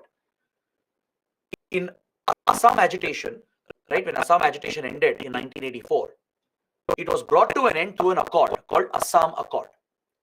Government of India negotiated with the protesters, with all the groups that were protesting, and Assam Accord was finalized in 1984-85. Under the Assam Accord, government made a lot of promises. It promised that will improve border security, will check illegal migration. It also promised a commission to examine the backwardness of Assamese and provide reservation for them. And it also promised to conduct NRC again. The 1951 NRC will be updated. This promise was made under the Assam Accord. But no subsequent government took up NRC because it is very, very controversial. Because when you are verifying citizenship based on documents, based on a cutoff date, there can be many mistakes that will happen, right? Many people who are Indian citizens, they may not have the right documentation to prove that they and their family were in India before this cutoff date. So as a result, genuine Indian citizens might get excluded. There could be illegal migrants who have gotten hold of fake documents, or they have actually got genuine documents done. So illegal migrants might enter the list. They might prove their citizenship through documentation, and they might get added to the list. So NRC is inherently a problematic exercise. It can't be a foolproof exercise, right? There will be unfair exclusions, unfair inclusions. That is why governments held on to it. They didn't conduct the exercise given the sensitivity. Since the communal angle also exists, right? It could lead to a humanitarian crisis where few communities are targeted. They are excluded from the list by including other communities. So that is why NRC was not done. But recently, Assamese groups had approached Supreme Court, pointing out that Assam Accord promised NRC, but government has not conducted. So in 2012, the Supreme Court intervened and ordered the government of India and Assam to conduct NRC. So based on Supreme Court orders and under Supreme Court's observation, NRC was conducted. If any of you are from Assam, you will know that the exercise was conducted because NRC offices were opened everywhere. People had to go and submit documents to show that they and their family were in Assam before the given cutoff date. Is that clear? The cutoff date was 24th March 1971, a critical date in the history of South Asia, because that was the day Pakistani army launched Operation Searchlight, where Bengalis were targeted and a genocide was committed against them in East Pakistan. That is what triggered the refugee crisis into India. So that is why the cutoff date was chosen as the midnight of 24th March 1971. If you can prove that you were in India, you were in Assam before this date, you and your family were here with documents, if you can prove that, you are added to NRC, or else you'll be dropped, meaning you're an illegal foreigner. So this exercise was conducted for a few years. In 2017, the draft NRC list was published. All right. Guess how many people were excluded? Take a guess. If anyone knows, tell me if you know how many people got excluded from NRC in the draft list, in the initial draft. 7 lakh, 1.5 lakh. Kirtana has given the right answer.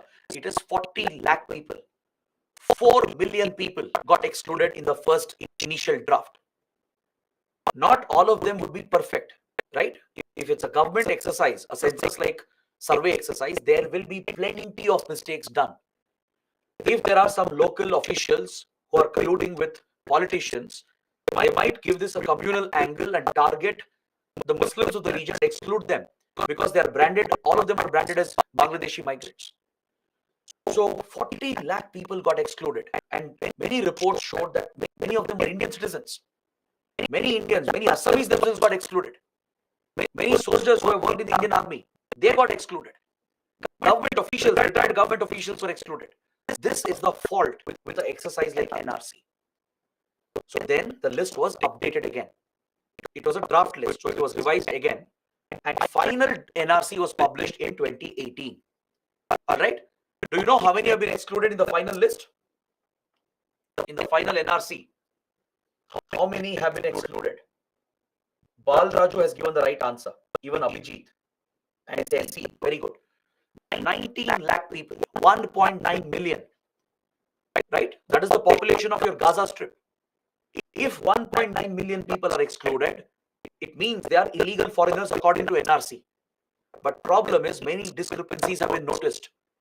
Many Indian citizens have been added again in the list, and many illegal migrants, many Indians have been excluded. All right, and illegal migrants have been added in the list. So if the government acts on it, what is the next step? Once illegal foreigners are identified, what is your next step? Next step is that you give them a chance to again prove their citizenship.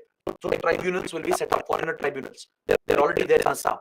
So these people, 1.9 million who are excluded, they have to go to tribunals, give documents and explain why they are not able to get added to the list. They have to try and prove their citizenship. So the tribunals will decide whether they are Indians or not. So out of 1.9 billion, let's say half of them get added and another half gets excluded, which is still a big number. Almost 1 million could still get excluded. Now those who are finally excluded, they are your illegal foreigners according to the list, which means the government has to detain them.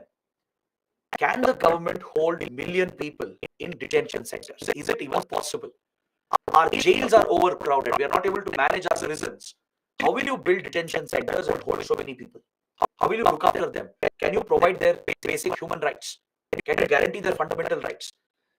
Even after you detain them, what will you do? Will you deport them to Bangladesh? That's the next question, right? Bangladesh will not accept them. Bangladesh will reject this. So that's why Bangladesh is opposing NRC, right? It affects our diplomatic ties as well. How will Bangladesh be convinced that these are Bangladeshis? If there are discrepancies in the exercise, how will Bangladesh be convinced that they came from Bangladesh? Right? There are many problems here.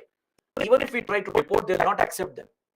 And the biggest risk is that when you have excluded an entire group of people, a large group of people, they could become vulnerable for targeting. Right? If you are making them stateless, they become stateless. Their citizenship goes away once the final detention is done. They could become vulnerable for being targeted by locals, and since there is a communal angle, right, it's the Muslims who might take the hit, as the local native tribal ethnic groups might target them like Bodo groups did. It could result in a massive humanitarian crisis, as it happened with Rohingyas, as it happened with Tamils in Sri Lanka. In Sri Lanka, Myanmar, the exact same thing happened, where citizenship was taken away from a group of people. These people were excluded, treated as illegals and outsiders. That led to targeted violence against them because they'll not have any constitutional protection. They'll not have any basic rights and state protection. This is a recipe for disaster. All right. So it's better to let go. What has happened has happened. Going forward, we need to tackle illegal migration. And governments know this very well. That is why governments are slow in acting on NRC. Just because Supreme Court interfered and ordered, NRC was done. And now 1.9 million are excluded. And after that, government has not done anything. State and center, both are silent. They know if they go ahead, it will become a big crisis. It could lead to a lot of unnecessary problems, which could breed even more security challenges. That is why India has not acted on the final NRC list.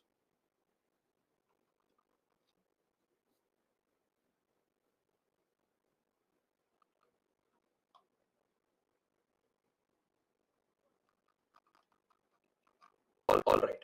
So guys, these are the questions. Let me see if there is any new question. Okay. Yeah. So I think we can end the session for today. Let's meet again tomorrow. We'll finish this chapter. We have only few topics. We have Manipur, Mizoram, Tripura. Relatively, they are smaller topics. We'll wrap up Northeast insurgency and move on to the next chapters. Next, we have some very interesting topics actually, but they're all very small. But we'll try to cover them one by one in the few remaining classes that we have. So I think that's it for today. I hope you guys have understood everything. This chapter is a little complicated. I know many of you may not have the details, the background regarding Northeast India. So initially it might seem a little complex. That's why I'm going into the details. I have to explain the social issues, the demography. That's when you'll get the hold of this topic. In Manipur, for example, without explaining the ethnic issues, you can't understand what's happening, right? So it will be a little complex initially, but once you understand, once you attend the class, then revise, trust me, it will become simpler. All right. So let's meet again tomorrow. Let me know how the class went. I hope you understood everything. I hope you liked it.